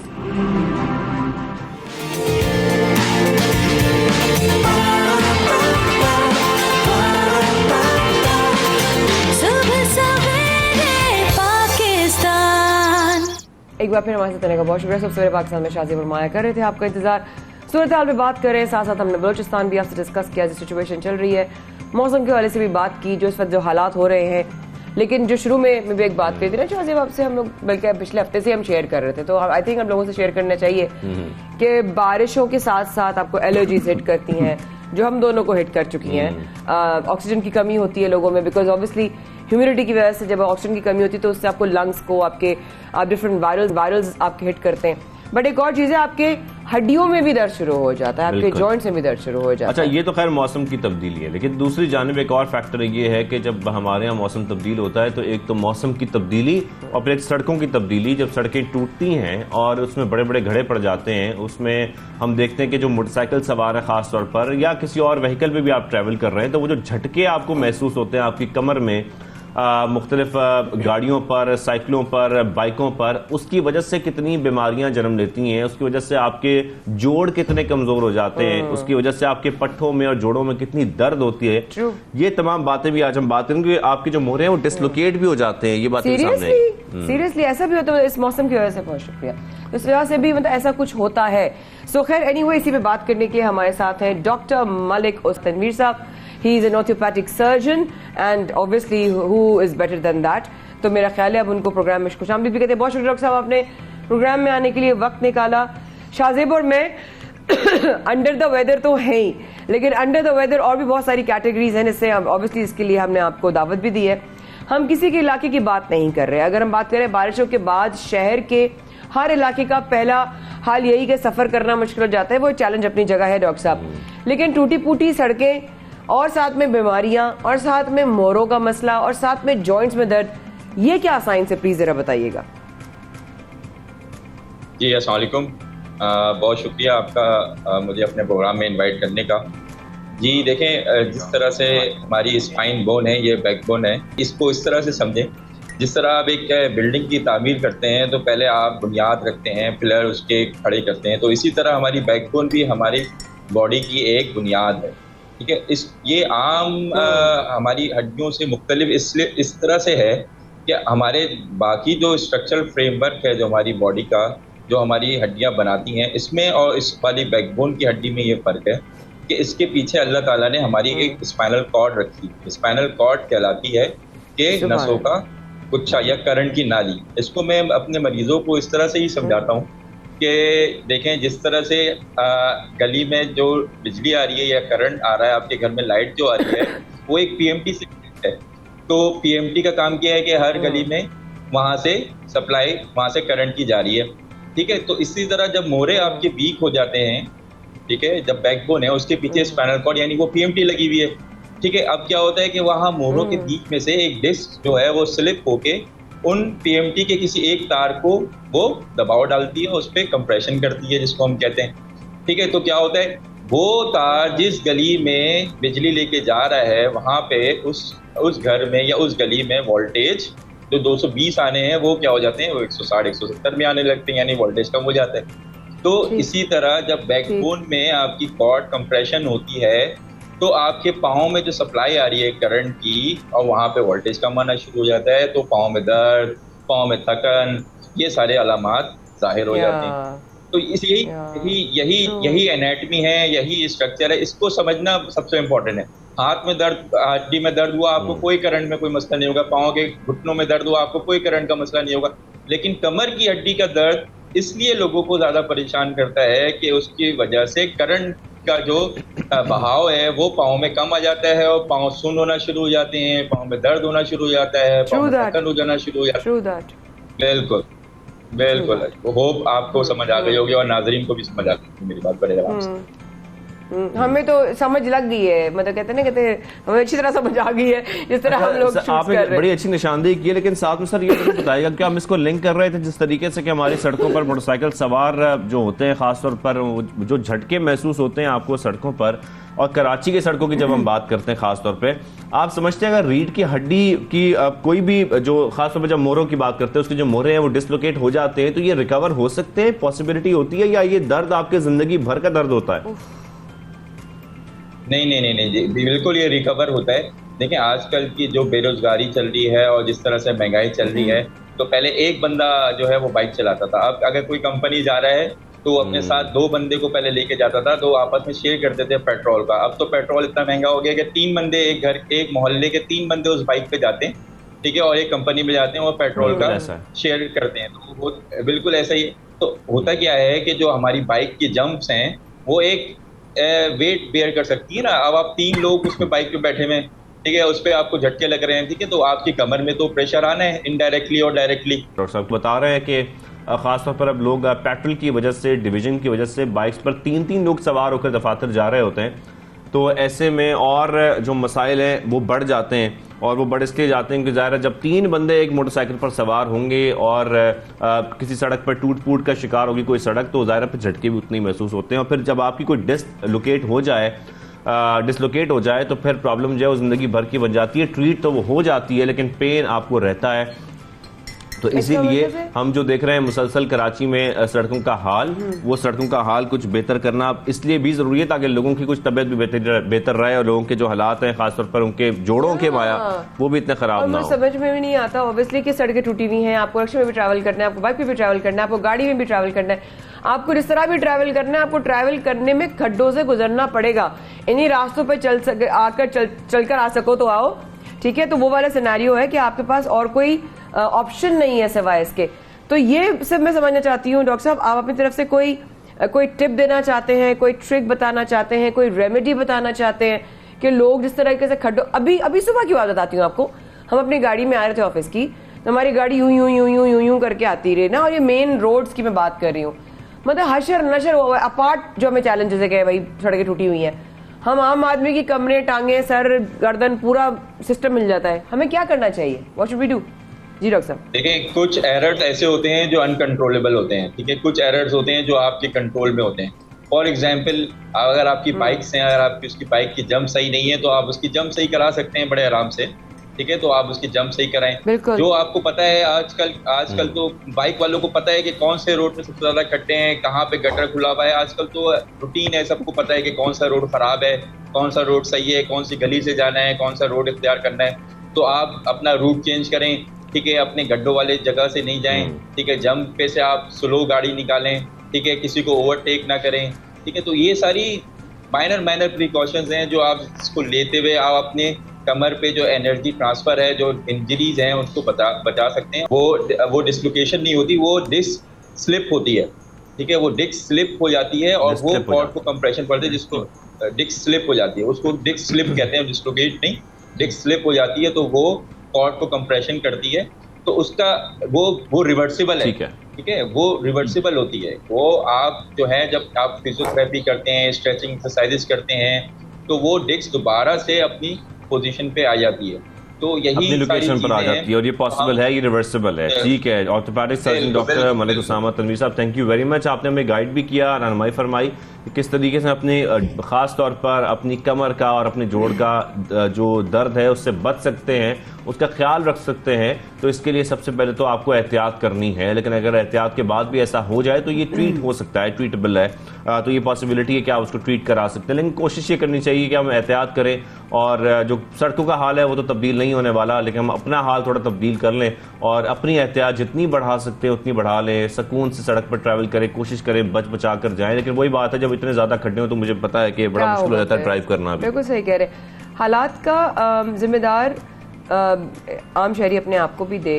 हुकूमत को दे, जो भी दे, लेकिन पॉलिटिकल सिनेरियो की सिचुएशन बेहतर करने के लिए बहुत तगदौड़ हो रही है, लेकिन उसका हकीकत से कोई ताल्लुक नहीं है मेरी नज़र में। Completely my point of view कि बारिशें हो रही हैं, इससे हुकूमत का कोई ताल्लुक नहीं है, इलेक्शन से कोई ताल्लुक नहीं है, सड़कें टूट रही हैं, इससे ज़रूर हुकूमत का ताल्लुक है। जो भी आता है, जो भी हुक्मरानी करता है, जिसके पास पावर होती है, वो क्या कैरेक्टर अदा करता है। और अब इस वक्त नए कैरेक्टर्स को दोबारा से जो है कि भाई उनको आना चाहिए, तो इलेक्शन की दोबारा से जो एक जोर पकड़ती हुई बात है और एक हवा है शाहजेब, वो दोबारा से जो है ना, वो wind is blowing that way in the direction. बिल्कुल। और हमने कुछ दिन पहले भी शेख रशीद साहब से ही बात हो रही थी, वो भी इसका इशारा दे चुके हैं। और अब जो ओवरऑल सियासी सूरत-ए-हाल बन रही है उसमें बहुत सारे इशारे हमें मिल रहे हैं। पंजाब असेंबली में इलेक्शन कमीशन के खिलाफ करारदाद मंजूर की गई है। खैर, उसमें वतन में ये कहा गया है कि इलेक्शन कमीशन जो चीफ इलेक्शन कमिश्नर है वो मेम्बरान फौरी तौर पर ओहदा छोड़ दें, मुल्क को मुश्किल से निकालने के लिए फौरी इलेक्शन जो है वो कराए जाएं, इसका भी मुतालबा किया गया है। साथ में हमने ये भी देखा कि नौ मुंतखब डिप्टी स्पीकर वासिक क़य्यूम अब्बासी ने ओहदे का हल्फ उठा लिया है। फिर इमरान खान साहब चेयरमैन पीटीआई ये कह रहे हैं कि पंजाब में गैर जमहूरी गैर कानूनी हुकूमत का खात्मा हुआ है। खैर, ये सारी बातें हम देख रहे हैं। इस पर सीनियर तज्ज़ियाकार अतर काज़मी साहब हमारे साथ मौजूद, ये जानने की कोशिश करते हैं कि ये जो इलेक्शन की बातें हो रही हैं, क्या वाकई अब सूरत-ए-हाल ऐसी हो गई है कि हम इलेक्शन की तरफ जा रहे हैं? अतर काज़मी साहब को खुशामदीद करेंगे सबसे पहले पाकिस्तान में। अतर काज़मी साहब, इस वक्त ओवरऑल सिचुएशन जो हम देख रहे हैं, पहले जो पंजाब में सियासत चल रही थी, खैर अब पंजाब की कुछ पिक्चर क्लियर हुई है। आपके ख्याल में पीटीआई के पास ऑलरेडी एक सूबा था, पंजाब आ चुका है, ये सारी सूरत-ए-हाल देखने के बाद अगर वो डिमांड करते हैं नए इलेक्शंस की और इस वक्त इलेक्शन की तरफ जाने की, तो अब वफाक मजबूर होगी क्योंकि इलेक्शन की तरफ जाना पड़ेगा। थैंक यू सो मच जी। देखिए, ऑब्वियसली बिल्कुल दोनों सूबे हैं, अगर सूबाई असेंबलियां तोड़ दी जाएं और खान साहब मुतालबा करें तो यकीनन प्रेशर तो पड़ेगा, लेकिन उसके साथ साथ उनको ये भी देखना पड़ेगा कि क्या वफाक इस वक्त तैयार है इलेक्शन के लिए। पहले भी हमने ये देखा कि जब कोर्ट के अंदर केस गया, वहां पे जाके इलेक्शन कमिश्नर ने ये कहा कि जनाब हम तो 7 महीने इलेक्शंस नहीं करवा सकते। तो इस वक्त ये कहा तो जा रहा है कि हम फौरी इलेक्शंस की तरफ जा रहे हैं, पर मुझे नहीं लगता कि वफाकी हुकूमत किसी भी सूरत में इलेक्शंस के लिए तैयार है, इसलिए कि उन्होंने देख लिया कि पंजाब के अंदर जो इलेक्शंस हुए उसमें तमाम सियासी जमातें जो इस वक्त हुक्मरान इत्तेहाद में शामिल हैं, उन्होंने मिल के इलेक्शन लड़ा, लेकिन उसके बावजूद वो हार गए। और आपने कल भी सुना होगा कि मौलाना फजल रहमान साहब ने भी ये फरमाया कि जनाब हम पूरी कोशिश करेंगे कि पूरा ये साल निकालें और 2023 में ये इलेक्शंस हों। तो बातें तो हो रही हैं इलेक्शंस की, कहा जा रहा है, लेकिन हुकूमत नहीं मानेगी। हाँ, अगर कोई किसी और तरफ से उनके ऊपर प्रेशर पड़े या कोई उनका इत्तेहादी उनसे अलहदा हो जाए तो फिर शायद हम इलेक्शंस की तरफ चले जाएं। सर, आप नहीं समझते कि हमने देखा जब से इन्होंने हुकूमत संभाली है, इत्तेहादियों ने खासतौर पर, एक मईशत का बहुत बड़ा प्रॉब्लम चल रहा है पाकिस्तान में। रुपए की कदर हो, हमारा इंपोर्ट बिल हो, ट्रेड डेफिसिट हो, ये सारे मसाइल भी एक तरफ हमारे चल रहे हैं। मईशत को बेहतर करने के लिए जो इकदाम उठाए जा रहे हैं उसके लिए भी कोशिशें की जा रही हैं कि मईशत को थोड़ा बेहतर किया जाए। तो एक बहुत बड़ा चैलेंज है खासतौर पर इस वक्त नून लीग के सर पर कि वो मईशत को भी बेहतर करें, साथ में मुल्क के हालात भी कुछ बेहतर करें, ओवरऑल हमारे रुपए की कदर भी कुछ बेहतर हो, हमारे जो इंपोर्ट बिल है उसमें कुछ कमी आए। ये सारे मामला देखने के बाद आप समझते हैं कि नून लीग के पास भी एक अच्छी चॉइस यही है कि इलेक्शन की तरफ जाया जाए, क्योंकि अगर हालात बेहतर नहीं होते, जिस तरीके से हम देख रहे हैं डॉलर ऊपर जाता जा रहा है मुसलसल, तो फिर तो ये सारा मलबा भी इनके ऊपर ही आएगा। तो आप समझते हैं इनकी कोशिश भी इस वक्त यही है कि इलेक्शन की तरफ जाना चाहिए, या वो चाह रहे हैं कि हम पूरा साल मुकम्मल करें और 2023 में ही इलेक्शन की तरफ जाएं? देखिए, नून लीग ये तासुर देने की कोशिश करती है कि हम हुकूमत में नहीं आना चाहते थे, हम इलेक्शंस में जाना चाहते थे। ये तासुर कतन दुरुस्त नहीं है। ये हुकूमत में ना मईशत के लिए आए थे, ना जो मसाइल आपने बताए मौशी उनको दुरुस्त करने के लिए आए थे। ये अपने कुछ मुकदमात, अपने कुछ मसाइल वो इनके सामने थे, उनको हल करने के लिए आए थे और उसमें काफी हद तक इनको रिलीफ मिल गया। हमने देखा है कि नैब के कानून में तब्दीली की गई। उसके अलावा साथ साथ हमने ये देखा कि शहबाज शरीफ साहब के ऊपर जो मुकदमा चल रहा था, वो मुकदमा बिल्कुल फाइनल स्टेजेस में था। उस वक्त उनके ऊपर फर्द जुर्म आयद होने वाली थी, उसमें भी उनको अब रिलीफ मिल गया। वो खुद चीज़ों को बेहतर तरीके से मैनेज कर सकते हैं। बाकी जहाँ तक ये ताल्लुक है, जो माशी मसाइल हैं, ये इस वक्त सिर्फ नून लीग नहीं, ये पीपल्स पार्टी और इत्तेहादी, मौलाना और दीगर जो जमातें इस इत्तेहाद में शामिल हैं, ये उन सब की कारकर्दगी है। और अभी भी इनकी ख्वाहिश यही है कि किसी ना किसी तरीके से हम हुकूमत चलाते रहें। जिस तरह इत्तेहादी जो है वो नून लीग के ऊपर मलबा डालने की कोशिश कर रहे हैं, नून लीग अंदर से शहबाज शरीफ साहब और उनके साहबजादे के ऊपर मलबा डालने की कोशिश कर रही है, लेकिन ये इन सब की मुश्तरका हिकमत अमली है कि किसी ना किसी तरीके से हुकूमत में रहना है और रिलीफ लेना है। लेकिन अतर साहब, पब्लिक सपोर्ट के लिए, पब्लिक वोट के लिए आगे इलेक्शंस में अगर जाना है नून लीग ने, तो बेशक वो अपने मुकदमात को या अपने मामलात को ठीक करने ही क्यों ना आए हो, आगे चलकर उनको अपनी भी एक रेपुटेशन चाहिए इलेक्शंस में खड़े होने के लिए, ताकि उनको वोट पड़े। पंजाब की सियासत ऑलरेडी उनके हाथों से जा रही है, तो आप समझते हैं कि इस वक्त नून लीग के लिए मुश्किलात बढ़ जाएंगी अगर वो सिर्फ अपने मामला ठीक करने आए और मुल्क को ठीक करने नहीं आए? देखिए, ये बड़ा इंपॉर्टेंट क्वेश्चन है, इसलिए कि जहां तक जरदारी साहब का ताल्लुक है वो तो अवामी सियासत के अंदर उनका कोई मेजर किरदार नहीं है। वो एक तरह से छोटा प्रेशर ग्रुप है जो अंदरूनी सिंध की जमात है। नून लीग का ये था कि पूरे पंजाब में उसका वोट बैंक है और काफी हद तक वो ये उम्मीद कर रहे थे कि हो सकता है कि हम अगली हुकूमत बना लें, लेकिन उनको दीगर जो दूसरे मसाइल हैं वो भी बड़े संगीन थे, इसलिए कि अभी तक मियाँ साहब सियासत से आउट हैं, मरियम बीबी सियासत से आउट है। तो उनका बुनियादी मकसद ये था कि यह हुकूमत हासिल की जाए और मियां साहब को किसी तरीके से रिलीफ दिया जाए और मरियम बीबी को किसी तरीके से रिलीफ दिया जाए। तो जब तक उनको रिलीफ नहीं मिलता, ये इंतखाबात होते भी रहे, तो नून लीग की कोशिश होगी कि उनको किसी तरीके से डिले किया जाए और मियां साहब को रिलीफ दिया जाए, इसलिए कि मियां साहब खिलाड़ी हैं, कोच नहीं है। वो मैदान में खेलना पसंद करते हैं, उनसे बर्दाश्त नहीं हो रहा कि मैं लंदन में बैठा हूं और काम पीछे सारे जो है वो शहबाज शरीफ साहब कर रहे हैं। तो ये एक बड़ा इशू है। इंतखाबात में वो जाना अगर चाहें भी तो इस वक्त ना मरियम बीबी का कोई रोल है उसमें, ना मियां साहब का रोल है, तो और यही इशू हमें जमात के अंदर नजर आ रहा है। अच्छा साहब, कल ये भी एक खबर सी आई थी कि जरदारी साहब भी जो हैं वो भी जरा कहीं ना कहीं इस तरफ उनका झुकाव है कि हाँ हम इलेक्शन के लिए तैयार हैं। क्या उधर भी आपको लगता है कि उधर तैयारी है, और अगर है तो उनकी मतलब वाकई में तैयारी है? जी अदर साहब। देखिए, जरदारी साहब, जिस तरह मैंने पहले अर्ज की कि जरदारी साहब का अवामी सियासत के अंदर किरदार अब बहुत महदूद हो गया है। पीपल्स पार्टी पहले आपको पता है पूरे चारों सूबों के अंदर सीटें भी निकालती थी, उनके वजीर आजम भी मुंतखब होते थे। अब सूरत हाल सिर्फ अंदरूनी सिंध तक है। तो जरदारी साहब को जो चीज चाहिए, जो छोटा सा प्रेशर ग्रुप उन्होंने बनाया हुआ है और सिंध के अंदर उसके बावजूद अपनी हुकूमत कायम की हुई है, वो उसमें काफी खुश है। उनकी कोशिश होगी कि उसी को कायम रखा जाए फिलहाल और हम इंतखाबात में ना जाएं। लेकिन ये इस तरह की खबरें आ रही हैं कि जी जरदारी साहब की ये भी कोशिश है कि अगले इंतखाब में किसी तरीके से बिलावल साहब को वजीर आजम बनाया जाए इंतखाबात के बाद और दीगर जमातों के साथ सियासी इत्तेहाद किया जाए। तो उसमें यह होगा कि अगर नून लीग भी उस पोजीशन में आ जाती है कि जहां पे उनकी सीटें बिल्कुल महदूद हो जाती हैं, तो फिर वो पीपल्स पार्टी के साथ इत्तेहाद करके बिलावल साहब को वजीर आजम बनाने की कोशिश तो कर सकते हैं। लेकिन फिलहाल मुझे नहीं लगता कि जरदारी साहब की ख्वाहिश होगी कि हम इंतखाबात में जाएं, क्योंकि उनकी जो सियासत है वो इंतखाबी सियासत नहीं है। जी जी जी। अतर काज़मी साहब, एक तो मुझे ये जरूर बताइएगा, इस वक्त जो हालात हैं, हम सारी सूरत हाल से बारतर होकर अगर सोचें तो इस वक्त पॉलिटिकल कंसेंसस कितना जरूरी है कि हम मईशत को बेहतर करने के लिए कुछ इकदाम उठाएं। सेकेंडली, जो इस वक्त खान साहब ने कहा है कि 6 से 8 हफ्ते में पॉसिबिलिटी है कि इंतखाबात हो सकते हैं, उन्होंने ये बहुत बड़ा एक इशारा दिया है। तो आप समझते हैं खान साहब ने किस बुनियाद पर यह इशारा दिया है? क्या ऐसा वाकई होने जा रहा है? देखिए, जिस तरह पहले भी मैंने अर्ज किया कि इस तरह बातें तो हो रही हैं और हुकूमत से हुकूमत चलाई नहीं जा रही, और फिर ऑब्वियसली अगर यही सूरत हाल रही तो कुछ ना तो कुछ करना पड़ेगा। लेकिन इस वक्त जो आपने जिक्र की कि सबको साथ मिल बैठने की जरूरत है, बड़ा इंपॉर्टेंट पॉइंट है। लेकिन उसमें ये एक बात है कि इस वक्त सारी जमातें मासवाए इमरान खान वो तो वैसे ही इकट्ठी बैठी हुई हैं, इस्टेब्लिशमेंट की भी उनको सपोर्ट हासिल है, दीगर इदारों की भी उनको सपोर्ट हासिल है। तो वो अगर हुकूमत में बैठे हुए हैं और उसके बावजूद वो कुछ नहीं कर पा रहे, तो इमरान खान को साथ मिलाने से किस तरीके से वो मसाइल हल करेंगे? क्योंकि इनका तो टोटल बयानिया ये है कि इस वक्त जो मुल्क के अंदर मसाइल हैं उसका जिम्मेदार इमरान खान है। तो फिर अगर ये सारी जमातें मिलके भी इसको ठीक नहीं कर पा रही, तो इट मीन्स कि कोई मसाइल जो हैं वो काफी गंभीर हैं, और उसके लिए जब तक हम साफ और शफाफ इलेक्शंस की तरफ नहीं जाएंगे, मुझे नहीं लगता कि उससे पहले कोई मसला हल होगा। अल्लाह आसानी फरमाए। अल्लाह, thank you so much. Kazim साहब हमारे समझ होते सीनियर तज्जियाकार बात कर रहे थे पॉलिटिकल सिनेरियो के बारे में कि किसकी क्या पोजीशन उनकी नज़र में है। आपका मौका हमारे पास आ गया इंशाल्लाह। प्रोग्राम में अभी बहुत कुछ बाकी है, हमारे साथ रहिएगा। सवेरे पाकिस्तान में शाज़ेब और माया कर रहे हैं, आपका इंतजार।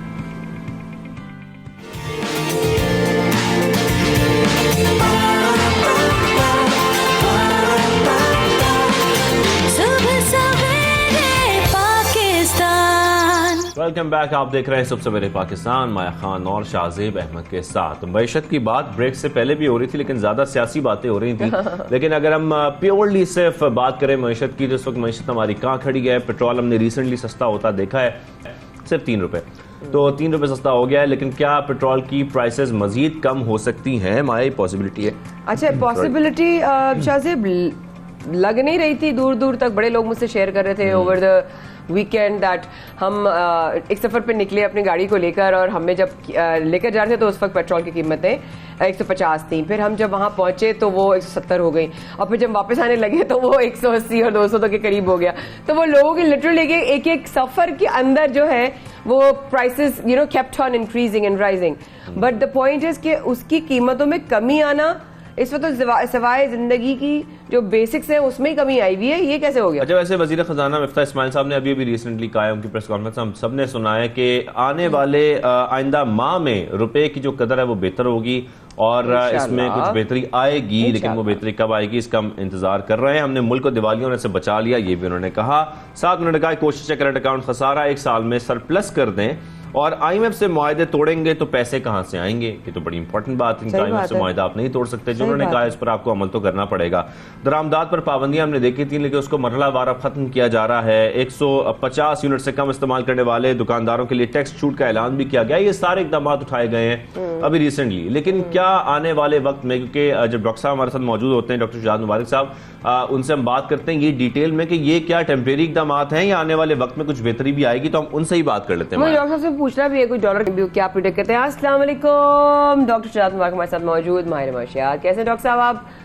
वालेकुम अस्सलाम, अल्लाह का शुक्र, अल्हम्दुलिल्लाह। अल्हम्दुलिल्लाह, so good to have you again. Doctor साहब प्लीज बताइएगा कि ये जो मुश्किल वक्त से हम सब गुजर रहे हैं ऑब्वियसली, और जिसकी निशानदेही बहुत पहले से हो रही है, और हम हर बार we keep on repeating the same sentence, but ये जो आइंदा माह जो रुपए की जो दबाव कम हो जाएगा, इस तरह की बात चल रही है, यानी ये समझ सकते हैं कि डॉलर सस्ता होने का कोई इम्कान है, या आज कुछ जो है कोई खबर आने वाली है? जी डॉक्टर साहब। देखिए, मेरा नहीं ख्याल कि मिफ्ता साहब जो है वो अच्छी बात है, उम्मीद दिला रहे हैं कौम को। लेकिन अगर आप ऑन ग्राउंड सिचुएशन देखते हैं तो शायद अभी मुझे तो ऐसी कोई सूरत नज़र नहीं आती है, क्योंकि IMF के साथ हमारा जो एग्रीमेंट है वो अभी किसी भी डायरेक्शन में कंक्लूड नहीं हुआ। मतलब इवन कि IMF ने तो यहाँ तक के कोई एक पॉजिटिव न्यूज़ भी नहीं दी है। तो मुझे नहीं लगता कि इतनी जल्दी आपके रुपए की वैल्यू कदर में बेहतरी आएगी। सेकेंडली आप देख लें, हमारी एक्सपोर्ट बहुत ही स्टेगनेंट हो चुकी है। फॉरेन इनफ्लो जो हमारी फॉरेन एक्सचेंज का है वो भी बिल्कुल रुका हुआ है, ये स्टेगनेंट है। तो ऐसी सूरत में वैसे ये बड़ी अजीब सी बात है, लेकिन मुझे तो नज़र नहीं आता, बल्कि आई एम लुकिंग फॉरवर्ड कि ये कहीं ऐसा ना हो कि 250 से बढ़ के 260-70 तक ना कहीं पे चला जाए ये रुपए की वैल्यू, अगर इसी तरह से रहता है। अगर उन्होंने तो ये भी कहा कि हमने दिवालिया होने से भी बचा लिया। तो आप समझते हैं कि फिर ये पॉलिटिकल बयान है सारे? देखें, ये टोटली पॉलिटिकल बयान है, और ऑब्वियसली मिफ्ता साहब ने, हालांकि he is a very good economist, लेकिन ऑब्वियसली सियासत में आपको पता है कि बहुत सारी चीज़ें मैनूवर भी करनी पड़ती हैं, मैनिपुलेट भी करना पड़ती हैं। लेकिन अगर ऑन ग्राउंड सिचुएशन देखें तो अभी भी हमारे दिवालिया होने के उतने ही चांसेस हैं, खुदा न खास्ता। जाहिर है कि पाकिस्तान एक बहुत बड़ी इकोनॉमी है, इंशाल्लाह हम दिवालिया नहीं होंगे, लेकिन चांसेस हैं हम बहुत एक खतरनाक मोड़ पे खड़े हैं। और अगर आप ये कहें कि 2 महीने पहले जिस लेवल पे थे तो हम उससे आगे बढ़े हैं, पीछे नहीं हटे हैं, तो मेरा ख्याल ये है कि ये कहना कि दिवालिया होने से बच गए या नहीं बच गए, ये एक पॉलिटिकल स्टेटमेंट हो सकती है जो हकाइक की रिप्रेजेंटेशन नहीं करती। राइट, यानी कि इस वक्त ऐसी कोई सूरत हाल नहीं जिसको हम समझें कि it's going to bring any betterment as far as the, हाँ उम्मीद रख रहे हैं, इस तरह आपने कहा शायद भाई, बहुत अच्छी बात की। अच्छा, दुकानदारों को टैक्स छूट देने का जो ऐलान किया गया है, ज़रा उसको थोड़ा सा आप अपने आम इंसान की ज़बान में हमें ज़रा समझाइएगा। मैं तो बिल्कुल जाहिल इंसान हूँ, मुझे कुछ पता ही नहीं है, तो मैं समझना चाहती हूँ कि इससे हुकूमत जो है वो नाराज़गी को जो है कि फ़ज़ा कायम, मतलब क्या सिनेरियो था, या छोटे ताजरों को नाराज़गी ख़त्म होगी या हो गई है? हाउ डू आई अंडरस्टैंड, एक आम इंसान किस तरह समझे सिचुएशन को? देखिए, जो हमारे आम जो रिटेलर्स हैं, जो आम रिटेल सेक्टर है, ये चाहते हैं कि ना तो इनके ऊपर टैक्स लगे किसी किस्म का, ना ही किसी किस्म की कोई पाबंदी लगे। यानी कि कोई वो पहले पिछली गवर्नमेंट ने NIC की एक पाबंदी लगाई थी जो बाइंग एंड सेलिंग की। हालांकि मेरा ये ख्याल है कि ये बिल्कुल गलत मुतालबा है हमारे छोटे ताजरों का, क्योंकि पाकिस्तान का सर्विस सेक्टर को 60% ऑफ द GDP है और हमारा retail sector billion of shops है पूरे मुल्क में आप देखें, और ये जो दुकानदार हैं शायद ये एक मीगर अमाउंट ऑफ, ये कोई भी टैक्स नहीं देता। अगर आप खुद देखें, आप जब जाती हैं, हम किसी इवन रेस्टोरेंट में जाते हैं या किसी डिपार्टमेंटल स्टोर पे जो आम गली मोहल्ले के कोने पे होता है, तो हमने कभी नहीं देखा कि वो टैक्स देता हो, टैक्स इनवॉइस जनरेट करता हो या उसका कोई NTN नंबर वगैरह हो। तो अब ये लोग, इन लोगों को डेफिनेटली नेट में लाना है टैक्स के। अब जब भी गवर्नमेंट, कोई भी गवर्नमेंट हो, जब टैक्स नेट में लाने की बात आती है तो ये एहतजाज करना शुरू कर देते हैं। ये गवर्नमेंट के अगेंस्ट जो है ना, वो डिफरेंट किस्म की जो भी गवर्नमेंट हो, तो ये कहते हैं जी हम अपना कारोबार नहीं चलने देंगे। तो मुझे ऐसा लगता है कि ये गवर्नमेंट ने, ठीक है, उनका मुतालबा मान तो लिया है, ताजिर खुश भी हो जाएंगे, लेकिन मुल्क की इकोनॉमी के लिए बेहतर नहीं है। इसी तरह गवर्नमेंट ने पहले कहा था कि हम मार्केट के जो टाइमिंग्स हैं वो हम 7 to 7 कर देंगे, बजाय इसके कि हम रात 12-1 बजे तक रखें। तो वो भी इन ताजिरों ने एहतजाज किया और गवर्नमेंट मजबूर हो गई और फिर वो सुबह 12 बजे से रात 12 बजे वाला सिलसिला चल रहा है। दूसरी जानब ये भी देख रहे हैं, जब हम टैक्स की बात कर रहे हैं कि FBR मुकर्ररा हद से 15% ज्यादा टैक्स इकट्ठा कर चुका है। ये उनके मुताबिक ही 15 अरब रुपए जो है वो ज्यादा टैक्स इकट्ठा किया गया है। अब आपके ख्याल में फिर तो टैक्स की वसूली ज्यादा हुई है इस बार? अब FBR को ये भी चाहिए कि ये बता दे कि ब्रेकअप बताए कि कहां से इकट्ठा किए है। इकट्ठा तो वो इंपोर्ट से करते हैं। जाहिर है कि जब आपकी डॉलर, आपके रुपया इतना कम हो जाएगा, इतने महंगे दामों हम इंपोर्ट करेंगे और आप कस्टम ड्यूटी पे करेंगे तो ऑटोमेटिकली FBR का टैक्स रेवेन्यू बढ़ेगा। तो FBR को एक इंस्टीट्यूशन जो है वो इनडायरेक्टली इसका फायदा हो रहा होता है, और वो FBR अनफॉर्चुनेटली ये नहीं बताता कि आम आदमी को ये टैक्स बेस को एक्सपेंड करके उन्होंने कितनी कलेक्शन की है और इंपोर्ट से कितनी कलेक्शन की है, जो इंपोर्ट्स जो कस्टम्स वगैरह वो उससे कितनी इनकी कलेक्शन हुई है। तो ये डेफिनेटली बड़ी होंगी क्योंकि आपके रुपए की वैल्यू कम हुई है और जो भी आप चीज़ें इंपोर्ट कर रहे होंगे आपको ज़्यादा वैल्यू देनी पड़ी होगी, और वहाँ पे तो उनकी जो कलेक्शन है बढ़ी है। लेकिन जो टैक्स नेट है वो अनफॉर्चुनेटली उतना ही है। पाकिस्तान में 10 लाख से भी कम लोग टैक्स देते हैं, जो हमारे रजिस्टर्ड टैक्स पेयर हैं वो चंद लाख हैं। तो मेरा ख्याल ये है कि FBR ये बिल्कुल हमारी आंखों में वो क्या कहते हैं कि धूल झोंकने वाली बात है। FBR सब लोगों को पता है कि वो अपना काम नहीं कर रहा। अगर FBR अपना काम बेहतर तरीके से कर रहा होता तो पाकिस्तान की मईशत इस नहज पे ना पहुंचती। अच्छा, दूसरी जानिब शुजात साहब, हम ये देख रहे हैं कि हमारी जो बरामदात हैं उसमें इजाफा हुआ है, उसका हजम $9 अरब बताया जा रहा है। ये जो सफ़ीर है हमारे, जब अमेरिका की हम बात करते हैं, अमेरिकी सफ़ीर जो है उन्होंने ये बयान दिया है, पाकिस्तानी सफ़ीर जो है अमेरिका में, उनका ये बयान सामने आया। दूसरी जानिब हम ये भी देख रहे हैं कि जो $6.8 बिलियन की अशिया हैं उसमें इजाफा हुआ, फिर उसके बाद $2.2 बिलियन IT सेक्टर में इजाफा हुआ। तो आप समझते हैं ये सारे इजाफे देखने के बाद हम ये कह सकते हैं कि ओवरऑल जो हमारी बरामदात हैं उसमें भी बेहतरी आ रही है? देखिए, बिल्कुल बरामदात में थोड़ी सी बेहतरी आ रही है, लेकिन जो परसेंटेज इंक्रीज इन एक्सपोर्ट्स है और उसके साथ साथ जो इंपोर्ट के बढ़ने की शरह, अगर आप उन दोनों को कंपेयर करें तो आपको ये पता चलेगा कि हमारी इंपोर्ट कई ज्यादा गुना से या ज्यादा स्पीड से बढ़ रही है, जबकि एक्सपोर्ट उस स्पीड से नहीं बढ़ रही। तो ऑब्वियसली जब आपकी इंपोर्ट ज्यादा स्पीड से बढ़ेंगी तो आपका डेफिसिट जो है वो बढ़ता चला जाएगा। एक चीज मैं यहाँ पे एक और गोशगुजार कर दूं कि central bank, state bank of Pakistan ने पिछले चंद महीनों में, मैं बड़ा रिस्पॉन्सिबली ये कह रहा हूँ कि उसका रोल बहुत इफेक्टिव नहीं रहा है, क्योंकि सेंट्रल बैंक जो है उसके बारे में ये कहा जाता है कि वो उसको इकोनॉमी को मैनेज करना होता है, इन्फ्लेशन को भी टारगेट करना और बाकी चीज़ों को भी मैनेज करना। अनफॉर्चुनेटली सेंट्रल बैंक, मुझे ऐसे लगता है, वो अपना रोल प्ले नहीं कर पाया। और एक और बात जो कि मेरे ख्याल में मीडिया पे हमें हाईलाइट करनी चाहिए, इस वक्त IMF की जो डिप्टी मैनेजिंग डायरेक्टर है गीता गोपीनाथ, शायद आपने उनका नाम सुना हो, शी इज़ इंडियन अमेरिकन।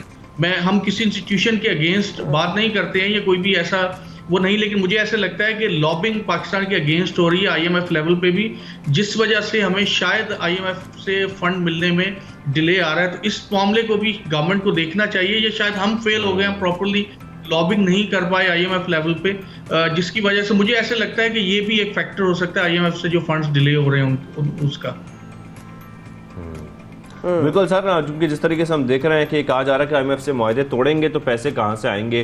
फिर सर जब हम पॉलिटिकल इंस्टेबिलिटी की बात करते हैं ना, ये भी बहुत बड़ा फैक्टर है, क्योंकि अब फिर एक बार बातें हो रही हैं आगे इलेक्शंस की, और बहुत बड़े बड़े लीडर्स की जानिब से जब बातें की जाती हैं कि आइंदा 6 हफ्ते या 8 हफ्ते में इलेक्शंस अनाउंस हो सकते हैं या आ सकते हैं, तो फिर जाहिर बात है कि जो एक हम एक्सपेक्ट कर रहे होते हैं बिजनेस में बेहतरी, सरमायाकारी में बेहतरी, वो फिर नहीं आ पाती। आप समझती है भी बहुत बड़ा फैक्टर है कि इंस्टेबिलिटी की वजह से पॉलिटिकल हम जो हमारे हदफ हैं वो मीट नहीं कर पा रहे, हम अपनी इकोनॉमी को, रुपए की कदर को बेहतर नहीं कर पा रहे।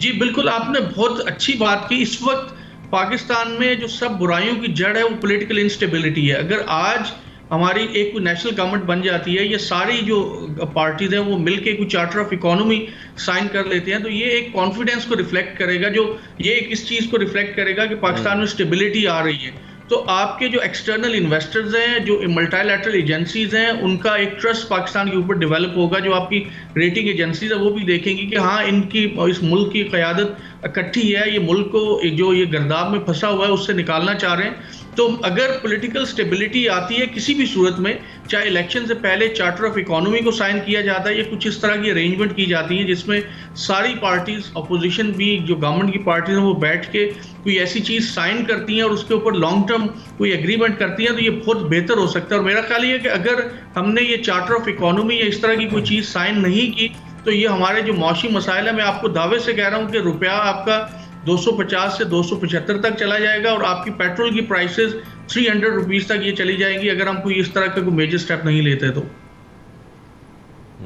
अच्छा शुजात भाई, जिस तरह की सिचुएशन अब आज है, जिस तरह मुल्क जो है एक माशी बहरान का सामना कर रहा है, मुझे याद है वो हमारी शोज जो बहुत इनिशियल जब हमने खूबसूरत पाकिस्तान शुरू किया था और आपके साथ किया, थोड़ा सा आप डिस्कस करते थे कि मुझे आने वाले जो हालात हैं वो बहुत ज़्यादा खुशगवार माशी हालात के हवाले से नहीं लग रहे हैं। People should be prepared, but yet कहीं ना कहीं मुझे लगता है कि जब कोई आकर एक्सपर्ट बात कर रहा होता है, हम फॉर द सेक ऑफ उसको सुनने के लिए हम सुन लेते हैं, लेकिन हम कोई प्लानिंग नहीं कर पाते, हम कोई बैकअप प्लान बी पर काम नहीं कर पाते, हम कोई रोड मैप नहीं बनाते। हमारे जहनों में ये नहीं होता कि हम किस तरीके से आने वाला जो वक्त है हम उसको फाइनेंशियली सिक्योर या एटलीस्ट स्टेबल भी रखेंगे, क्योंकि हम वाटर्स के अंदर हम सर्वाइव तो कर जाए। तो who do you think is actually responsible for the condition we are in today? बिल्कुल, आपने बहुत अच्छी बात की। ये बहुत ही मेरे ख्याल में इम्पोर्टेंट नुक्ता है और ये शायद हमारी कौम की साइकोलॉजी को रिफ्लेक्ट करता है। हम पे जब एक प्रॉब्लम, एक आफत पड़ती है तो हम ये कहते हैं कि हम ये प्लान करेंगे, अपनी कंजम्पशन को कम करेंगे, आइंदा से फाइनेंशियल प्लानिंग ऐसे करेंगे, कॉपियां किताबें हम निकाल के बैठ जाते हैं। लेकिन जैसे ही वो आफत गुजरती है या थोड़ा सा हम स्टेबल होते हैं, फिर सारी चीजें भूल जाते हैं। हमारे जो नेशन के अभी तक कंजम्पशन पैटर्न्स वही हैं जो आज से 6 महीने 1 साल पहले थे। आप अगर देख लें, क्या कुकिंग ऑयल की कंजम्पशन में फॉर एग्जांपल कमी आई, या जो आप जाके होटलिंग रेस्टोरेंट्स में देख लें, अभी भी उसी तरह से रश है जिस तरह से आज 6 महीने पहले। मॉल में रश है, मतलब अनबिलीवेबली रश है। तो ये रिफ्लेक्ट करता है कि हम लोग शायद वो एक वावेला तो करते हैं लेकिन अपने आप को एडजस्ट नहीं करते, सारी की सारी चीजें गवर्नमेंट के ऊपर डाल देते हैं और गवर्नमेंट जो सारी चीजें अवाम पे डाल देते हैं।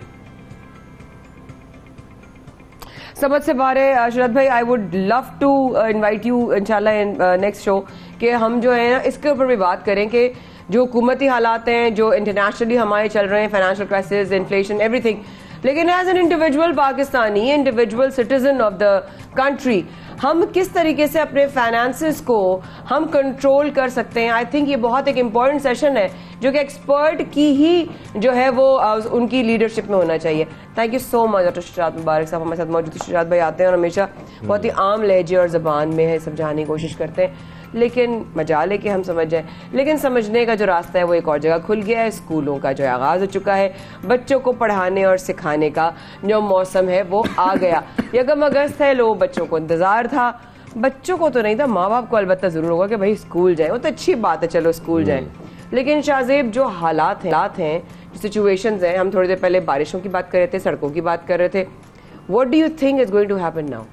बिल्कुल, क्योंकि बारिशों की जो पेशगोई की गई थी इसकी वजह से हम देख रहे हैं कि सिंध में हालात कुछ बहुत अच्छे नहीं हैं स्कूल और कॉलेजेस के लिए। अगर खोले भी गए हैं मामूल के मुताबिक, तो इसके बाद हम ये देख रहे हैं कि वज़ीर तालीम जो है सिंध सरदार अली शाह के बाद हम देख रहे हैं कि उन्होंने एक वाज़ेह पैगाम दिया है, कहा है कि मौसम गर्मा की जो छुट्टियों में इजाफे की खबरें हैं वो बेबुनियाद हैं। हम किसी किस्म का कोई इजाफा नहीं कर रहे हैं, लेकिन दूसरी जानब हम ये देख रहे हैं इदारे खुल तो गए हैं। मायल कराची में जो पेशगोई की गई है बारिशों की, अगर वैसी बारिशें दोबारा हो जाती हैं तो एक बार फिर स्कूल बंद करने की तरफ जाना पड़ेगा और कोई ऑप्शन नहीं बचती, क्योंकि मौसमी असरात जो है उससे बचने के लिए बच्चों को बचाना बहुत इंपॉर्टेंट है। सड़कों पर जब गाड़ियां नहीं निकल सकती, लोग अपने बच्चों को ड्रॉप करने नहीं जा सकते पेरेंट्स, तो फिर किस तरह आप स्कूल खोल के और बच्चों को अपने स्कूल बुलाना चाह रहे हैं? आज भी कम रही ना शायद, इस तरह बारिश हो रही थी और बाप आपको पता है कितने इलाके हैं जहाँ पर अभी तक तो पुराना पानी और गटर का पानी नहीं निकला है। वो बच्चे वैन्स वगैरह कैसे जाएंगे साफ सुथरे कपड़े पहन के? सड़कें टूटी पड़ी हैं तो फिर पॉसिबल, और फिर बीच में अगर मजीद बारिशें हो गई तो फिर तो बिल्कुल नामुमकिन हो जाएगा। इसी पर बात करने के लिए और private schools management association Sindh के मरकजी चेयरमैन सैयद तारिक शाह साहब मौजूद हैं, उनसे हम बात करेंगे। तारिक शाह साहब, आपको खुशामदीद करेंगे सबसे पहले पाकिस्तान में। तारिक साहब, क्या तमाम स्कूल्स खुल गए हैं इस वक्त? देखिए, ऑलमोस्ट जो है वो स्कूल जो हैं वो समर वेकेशंस के बाद रिज्यूम हो गए हैं, लेकिन कुछ स्कूल्स हैं जहां पर ऑब्वियसली डायनामिक्स हमारे मुल्क के जो हैं उनके शिकार हैं कि जहां पानी खड़ा हुआ है, या स्कूल जिनके बड़े ग्राउंड होते हैं वहां पानी अगर है, या फिर जहां स्ट्रीट्स जो है फ्लडेड हैं वहां पर स्कूल नहीं खुल पाए। लेकिन हाँ, मेजॉरिटी अगर देखी जाए तो स्कूल और कॉलेजेस अपने बहाल हो चुके हैं और नया सेशन उनका स्टार्ट हो चुका है। अच्छा, तो जिस तरीके से तारिक साहब हमने ये सुना था कि छुट्टियों में इजाफे की खबर आ रही थी, क्या आप लोगों की तरफ से कोई तजवीज़ दी गई थी इस हवाले से? ये खबर आई क्यों? असल में आपको पता है हमारे मुल्क के अंदर पॉजिटिव काम करने वाले लोग बहुत कम होते हैं, नेगेटिव में सबका दिमाग उसी में ज्यादातर लोगों का लग रहा होता है। तो ये वही लोग हैं जो हमेशा फेक लेटर्स बनाते हैं या कोई ऐसी चीजें करते हैं, एक कॉन्स्पिरेसी के साथ जो है ना वो एक मिसअंडरस्टैंडिंग क्रिएट करना चाहते हैं। जबकि हमारी तरफ से भी यही था कि अनटिल एंड अनलेस सिचुएशन बहुत ज्यादा वर्स हो जाती है, लेकिन उस वक्त तो ऑब्वियसली हमें डिसीजन लेना पड़ता कोई ना कोई, लेकिन अभी तक जो सिचुएशन कंट्रोल थी तो why not start our academic session, क्योंकि आगे भी हम ये देख रहे हैं कि 9-10 मुहर्रम की छुट्टी आएगी, उसके बाद फिर सिंध के अंदर स्पेशली इलेक्शंस होंगे लोकल बॉडीज के, उसके अंदर भी कभी हो सकता है ऑफ करना पड़ जाए। तो उन सारे डायनामिक्स की वजह से हमें सेशन अभी स्टार्ट करना जरूरी था ताकि वो जो मिस डेज हैं उनको हम कुछ हद तक कवर कर सकें। बिल्कुल तारिक साहब, एक तरफ हम देख रहे थे वालिदैन बड़े परेशान थे, गुज़िश्ता रोज़ भी हम देख रहे थे कि लोग पूछ रहे थे एक दूसरे से कि भाई स्कूल खुले हैं नहीं खुले हैं, बच्चों को भेजना है नहीं भेजना है, तो इसकी क्लैरिटी बहुत इंपॉर्टेंट थी। लेकिन सर, जिस तरीके से हम बारिशों की पेशगोई देख रहे हैं, फिर आपने भी जिक्र किया बल्दियाती इंतखाबात का कि तमाम चीज़ें तो चलती रहेंगी, लेकिन ऐसे में फिर बच्चों की पढ़ाई का खर्च भी होगा, ये भी एक तरफ फैक्टर है। दूसरी जाने बच्चों को स्कूल्स में छुट्टियां देनी पड़ेंगी अगर बारिशों की सूरत ख़राब हो जाती है, तो फिर आप लोगों ने क्या प्लानिंग की है, क्या सोचा है कि अगर बारिशें बढ़ जाती हैं तो फिर दोबारा से छुट्टियां दे दी जाएं? जी बिल्कुल, देखें उसको सिचुएशन को हम देखेंगे, और अगर खुदा ना खास्ता जो है वो सिचुएशन मानसून की ऐसी होती है कि उसमें कम्यूट करना मुश्किल है, लोगों का घर से बाहर निकलना मुश्किल है, क्योंकि ऑब्वियसली इसमें सिर्फ टीचर्स को नहीं, इसमें सिर्फ बच्चों का नहीं बल्कि टीचर्स को भी देखा जाता है, क्योंकि वो भी कम्यूट करके स्कूल आ सकती हैं कि नहीं आ सकती। अगर खुदा ना खास्ता ऐसा मानसून सीजन रहा तो फिर ऑब्वियसली हमें उन डेज में स्कूल को ऑफ करना पड़ेगा, जो माजी में भी हम करते रहे। लेकिन हाँ, हमारी हुकाम वाला से ये रिक्वेस्ट है कि इंफ्रास्ट्रक्चर को काइंडली डेवलप करें, क्योंकि ये मॉनसून सीजन, ये क्लाइमेटिकल चेंज जो है ये अब हमारे जिंदगी में अब आता जाएगा, और अब जैसे हम देख रहे हैं और सिर्फ ये बारिशें अगस्त तक नहीं है, तो मैंने सुना है ये मॉनसून सीजन सितंबर तक जाएगा, तो हमें उसमें कोई ना कोई अब अपने अरेंजमेंट्स करने पड़ेंगे। बिल्कुल सही सुना है आपने, सितंबर तक है। और कल रात देर तक जो है वो पेरेंट्स एक दूसरे से पूछ रहे थे कि भाई क्या है, जाना है नहीं जाना है या नहीं।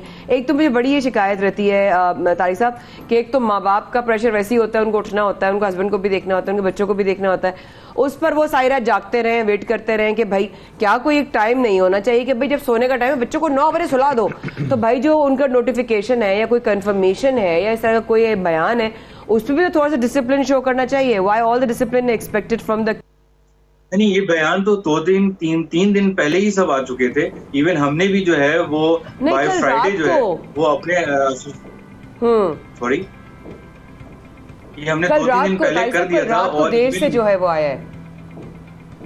नहीं, देर से तो रिकन्फर्मेशन आई है, कंफर्मेशन तो हो चुकी थी, लेकिन ऑब्वियसली एक एम्बिग्युइटी क्रिएट हुई थी कि 15 से खुलेंगे, 1 से नहीं खुलेंगे, तो उसको क्लैरिफाई किया गया। लेकिन ये फ्राइडे से हो चुका था ये कि स्कूल 1 से खुल रहे हैं। But people were still confused। अब देखिए 14 अगस्त जो है वो जो 7-8 के बाद एक और स्पेल आ रहा है कराची में, सिंध की बात करते हैं हम तो 10-12 के बाद वो थोड़ा सा स्ट्रेंथन पकड़ेगा। और आपने बिल्कुल सही कहा कि ये अभी तो अब हमें तैयार होना चाहिए, जैसे थाईलैंड, मलेशिया और इस तरह के कोस्टल एरियाज में होता है कि बारिश कभी भी कहीं भी कैसे भी हो सकती है और ज्यादा ही होगी। तो द पॉइंट इज कि 14 अगस्त संडे को आ रहा है, आप क्या करेंगे? अगर फर्ज करें बारिश है, सब कुछ है, तो क्या मामूल के मुताबिक इस तरह बचपन में हम जो है वो 14 अगस्त मनाते थे वैसे ही मनाएंगे या क्या करेंगे? What are your plans?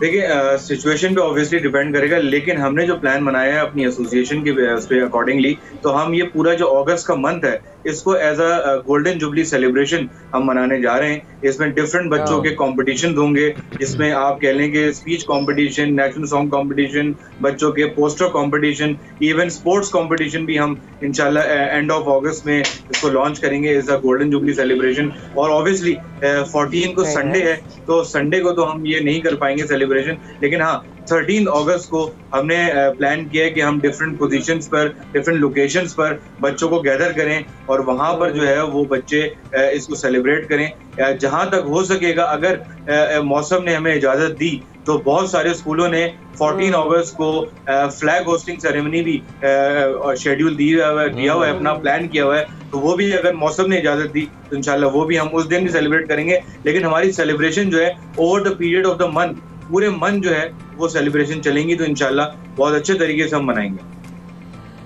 Tariq साहब, उम्मीद करते हैं कि प्लान जैसा कि आप लोगों ने बनाया वो एग्जीक्यूट वैसे ही हो सके, क्योंकि प्रॉब्लम ये है कि बारिशें हमें कुछ भी करने नहीं दे रही, खासतौर पर जब हम कराची शहर की बात करते हैं। लेकिन खैर ओवरऑल पाकिस्तान में मुख्तलिफ शहरों में सेलिब्रेशंस की जाएंगी, उम्मीद करते हैं अच्छे तरीके से की जाए। Thank you very much Tariq Shah साहब, आपने हमें ज्वाइन किया, और हम उम्मीद करते हैं कि स्कूल्स अब जो खुले रहें, बारिशों का स्पेल इतना स्ट्रॉन्ग ना हो। हमारी तो ये दुआ है ताकि जो, क्योंकि हमारी दुआ इसलिए कि कराची में जो खासतौर पर हालात है ना, उसमें ये बर्दाश्त नहीं करते इस किस्म की हम बारिशें। यहाँ पर थोड़ी सी ब्रेक लेते हैं, ब्रेक के वापस आते हैं।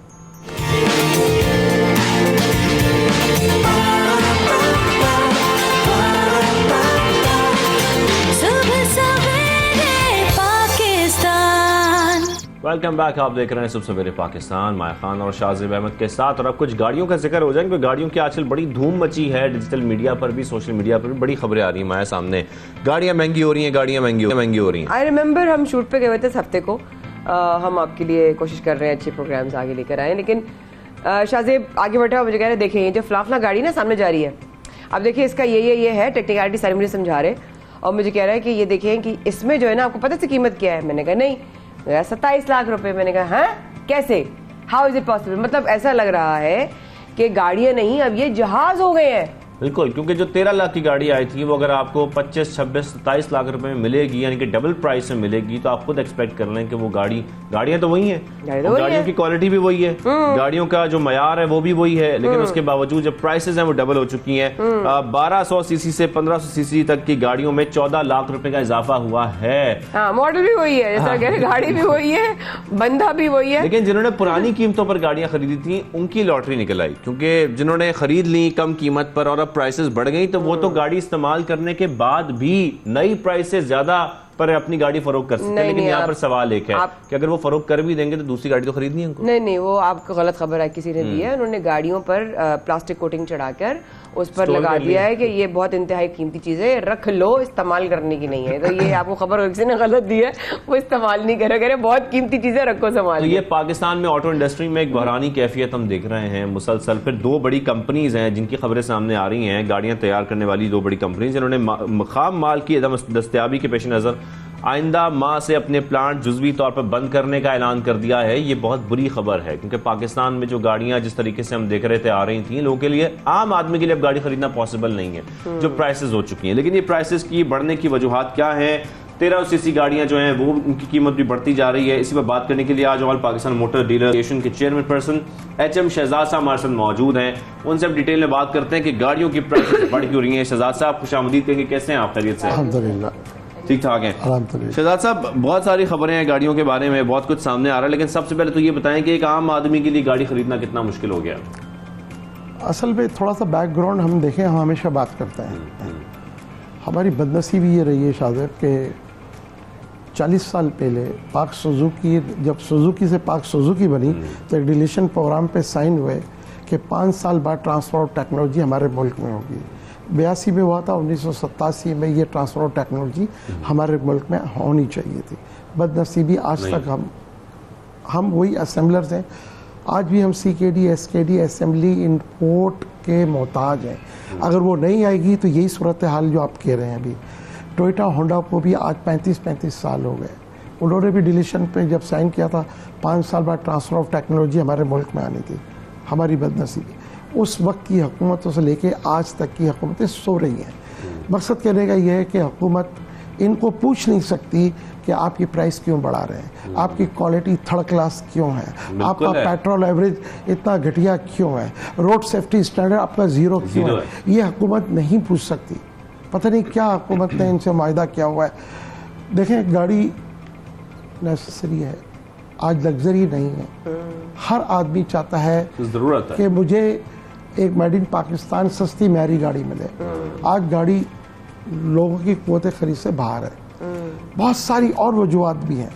हमने आज तक इस इंडस्ट्री की तरफ तवज्जो नहीं दी, जबकि मैं हमेशा कहता हूँ ऑटोमोबाइल के लिए पाकिस्तान जन्नत से कम नहीं है। अगर ये ईमानदारी से काम करें, हमारे मुल्क की आज भी ज़रूरत 10 से 11 लाख गाड़ियाँ हैं, और ये ईमानदारी से काम करें और ये मैन्युफैक्चरिंग की तरफ अगर जाते तो हमारे मुल्क की ज़रूरत को पूरा करने के बाद एक्सपोर्ट करके हमारे मुल्क के लिए डॉलर लेकर आते। लेकिन आज तक इसके ऊपर तवज्जो नहीं दी। वही बात कि आज तक हम असेंबलर्स हैं। आज देखें, गवर्नमेंट ऑफ पाकिस्तान ने इनके ऊपर कुछ अरसे के लिए बैन लगाया है कि आप CKD SKD असेंबली नहीं ला सकते। ठीक है, क्यों? कि वो पाकिस्तान से जब LC खोलते हैं वो डॉलर में खुलती है। आपके मुल्क का डॉलर जो है वो इन गाड़ियों की CKD SKD में जा रहा था। चले मान लेते हैं कि हुकूमत ने ये आर्जी तौर पे तो ये ठीक है, लेकिन ये इस मसले का हल नहीं है जब तक हम मैन्युफैक्चरिंग की तरफ नहीं जाएंगे। और वो रॉ मटेरियल जो बाहर से ये लेकर आ रहे हैं, वो रॉ मटेरियल भी हमारे मुल्क का होना चाहिए। मुझे अच्छा नहीं लगता कि मैं जब भी आता हूँ इंडिया की बात करके इंडिया की बात करता हूँ। आज इंडिया में 38 कंपनीज हैं जो इंडिया की ज़रूरत को पूरा करने के बाद एक्सपोर्ट करते हैं। आज ये सुजुकी, आपको हैरानगी होगी, अब ये स्विफ्ट आई है, आपको पता है वो 40 लाख रुपए की गाड़ी हुई। वो इस काबिल है? मैं तो कल एक और बड़ी गाड़ी है, फॉर्चूनर की बात कर रहे हैं, सिविक हो, कोई भी गाड़ी प्राइसेस डबल से ट्रिपल होती जा रही है। मैं वही कह रहा हूँ, आप ये क्या 40 लाख रुपए की गाड़ी है, यही गाड़ी इंडिया में आप देखें 13 लाख रुपए की है। कितना डिफरेंस है पाकिस्तान इंडिया में प्राइस का? डबल है। हाँ, शायद इस तरह ये हो रहा है। अब इस तरह 2 बड़ी कंपनियों ने पाकिस्तान में अपना जो जुज़वी तौर पर प्लांट्स बंद करने का जो प्लान किया है, उससे मार्केट में जो है वो परेशानी बढ़नी जाएगी।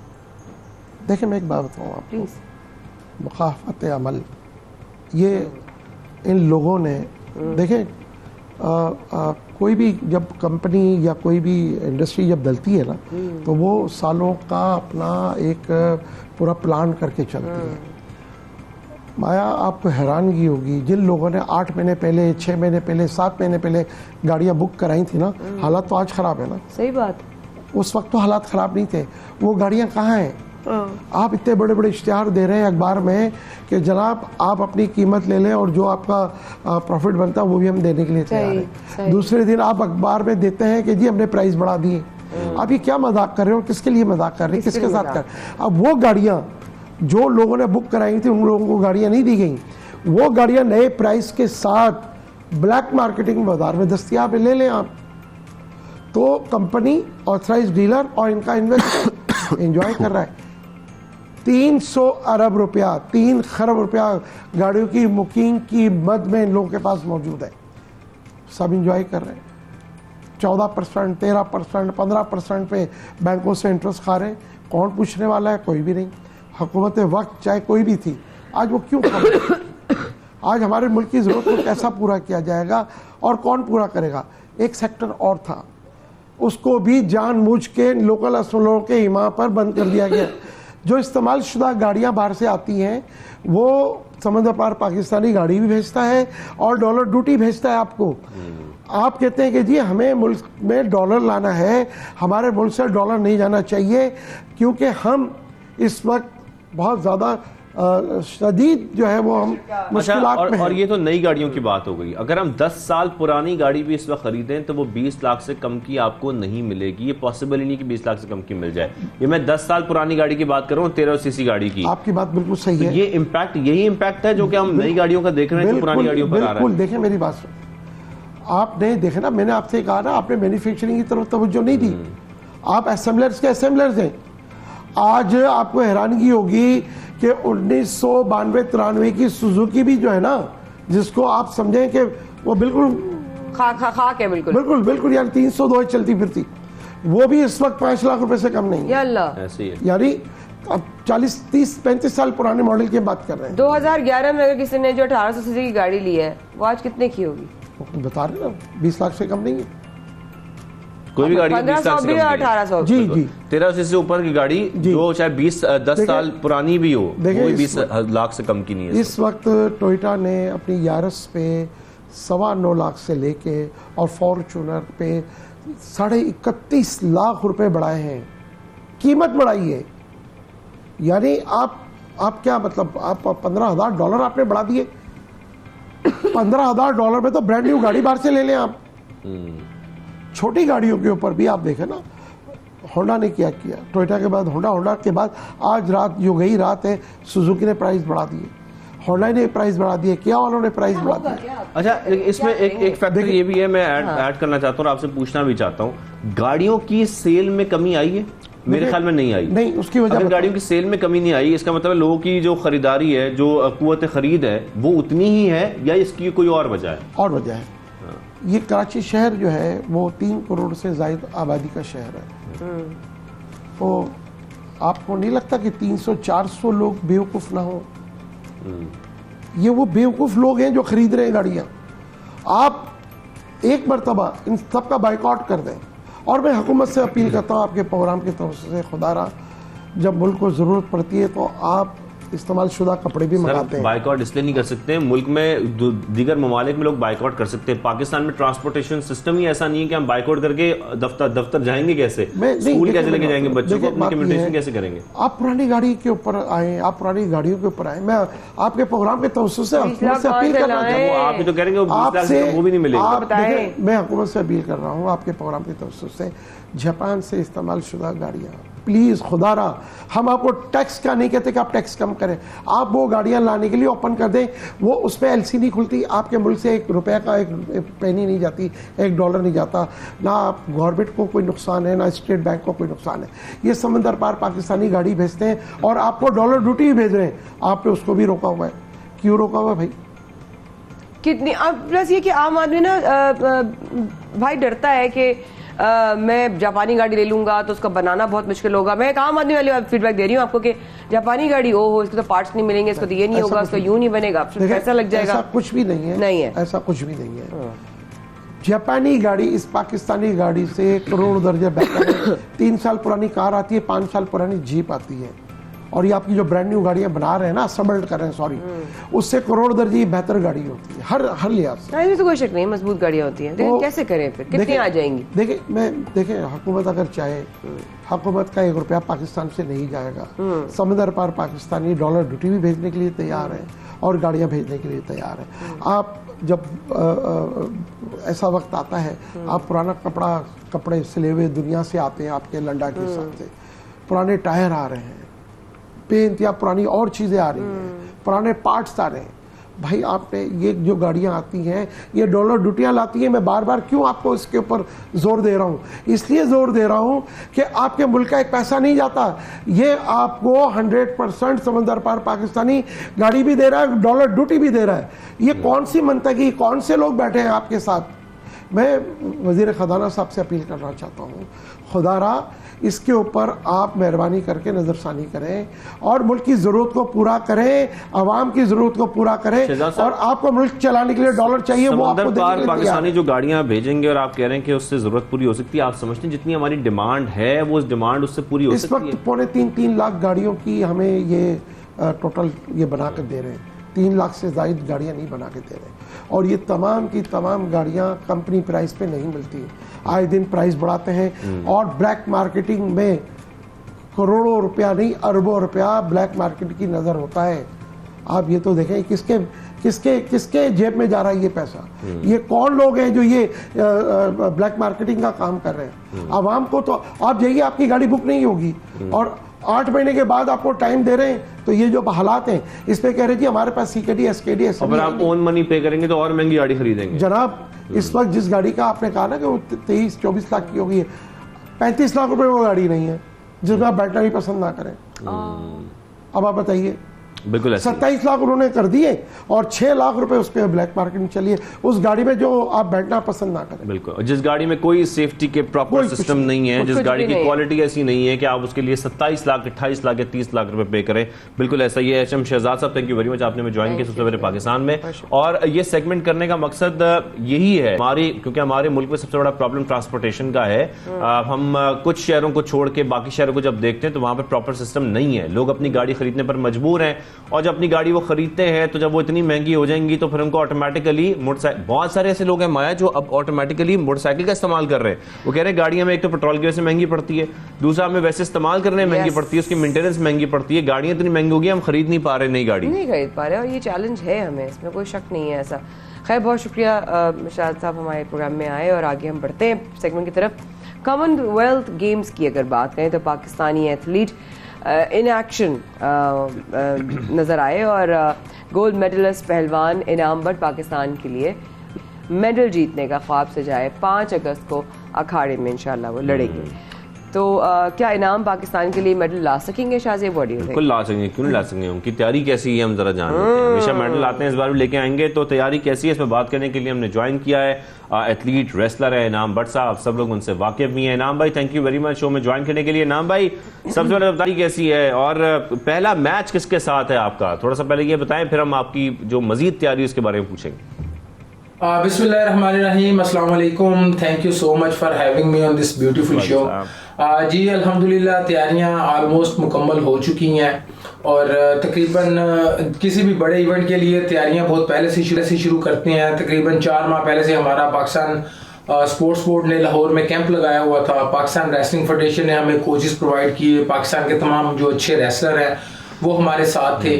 उसके बाद पाकिस्तान ओलंपिक एसोसिएशन ने IOC से हमें इंटरनेशनल स्कॉलरशिप लेकर दिया। मैं बहुत जिक्र करना चाहूँगा जो हमारी टॉप सिटी मैनेजमेंट है, उन्होंने बहुत सपोर्ट किया। तो अल्हम्दुलिल्लाह ऑलमोस्ट तैयारियां तकरीबन मुकम्मल हो चुकी हैं। यहाँ पर भी 3-4 दिन काफ़ी अच्छी तैयारियां हैं, बस अब इंशाल्लाह दुआ गो हैं और अपनी पूरी एफर्ट करेंगे, कोशिश करेंगे कि पाकिस्तान के लिए खेलें और पाकिस्तान के लिए मेडल जीतें। अच्छा, मैं आपसे पूछना चाहूँगी इनाम की कोई प्रेशर तो नहीं है, बिकॉज ऑब्वियसली कॉमनवेल्थ गेम्स की इब्तदाई रोज़ पाकिस्तान के 6 एथलीट जो है वो बाहर हुए थे, तो ऑब्वियसली अपने आप में कहीं ना कहीं प्रेशर किया, ये भी चला गया, ये भी चला गया, द पर्सन इज आउट। तो इस माहौल में जीतने का कितना प्रेशर बढ़ गया है, या इट्स ओके फॉर यू? जी बिल्कुल, कॉमनवेल्थ के जो पहले इब्तदाई रोज़ हैं उसमें अनफॉर्चुनेटली हम कोई मेडल तो नहीं जीत सके, लेकिन बहुत काबिल जिक्र हमारी यहाँ पर परफॉर्मेंसेस भी रही हैं।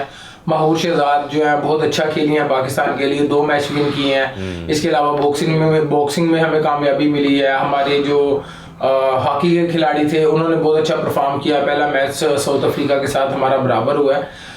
तो ये है कि खिलाड़ी अपनी जान लगा रहे हैं, अपनी एफर्ट कर रहे हैं, और अल्हम्दुलिल्लाह हम भी अपनी एफर्ट करके आए हैं, कोशिश कर रहे हैं। देखें, मैं समझता हूँ कि प्रेशर जितना भी हो, अगर आप अपनी एफर्ट करें, अपना 100% दें, और उसके बाद जो एक मुसलमान के लिए सबसे ज़रूरी चीज़ होती है वो उसका यकीन होता है।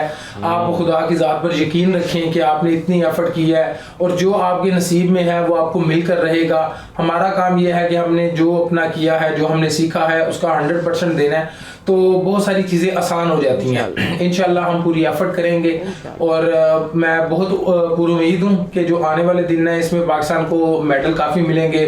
हमें वेट लिफ्टिंग से बहुत ज़्यादा उम्मीदें हैं, इसके अलावा जूडो में शाह हुसैन है, इसके अलावा एथलेटिक में हमारे पास बहुत अच्छे अरशद नदीम है। तो इंशाल्लाह हम बहुत होपफुल हैं कि इंशाल्लाह रेसलर्स की एक पूरी टीम इंशाल्लाह मेडल लेने को तैयार है। तो बड़ी जल्दी इंशाल्लाह कौम को खुशखबरी मिलेगी मेडल की भी, और इंशाल्लाह अपने इवेंट की भी बहुत तैयारी है, और इंशाल्लाह पूरी कोशिश करेंगे कि पाकिस्तान के लिए मेडल जीतें। बिल्कुल भी इनाम, और हम किसी किस्म का कोई प्रेशर नहीं डालना चाहते। हम तो ये चाहते हैं कि पाकिस्तान मेडल्स आएँ, लेकिन हम यही चाहते हैं कि आप लोग जो अपनी कोशिश कर रहे हैं ना, यही कोशिश सबसे इंपॉर्टेंट होती है कि ऐसी कोशिश करते रहें। और जब कोशिश करते हैं तो इंसान को कामयाबी तो मिल जाती है। लेकिन ये बताएं कि यकीनी तौर पर थोड़ी सी टेक्निकल बात करें तो आपने अपने हरीफ को स्टडी तो लाजमी किया होगा, उसके बगैर तो आप मेरे ख्याल में अखाड़े में उतरते ही नहीं होंगे। तो आप क्या समझते हैं कि आपके जो हरीफ हैं उनसे अगर इनाम बट की बात करें तो इनाम बट कितने मुख्तलिफ हैं, कितने अलग हैं, कितने मजबूत हैं? जी बिल्कुल, देखें कॉमनवेल्थ गेम्स एक बहुत बड़ा इवेंट है, पूरी दुनिया से 72 ममालिक इसमें हिस्सा लेते हैं।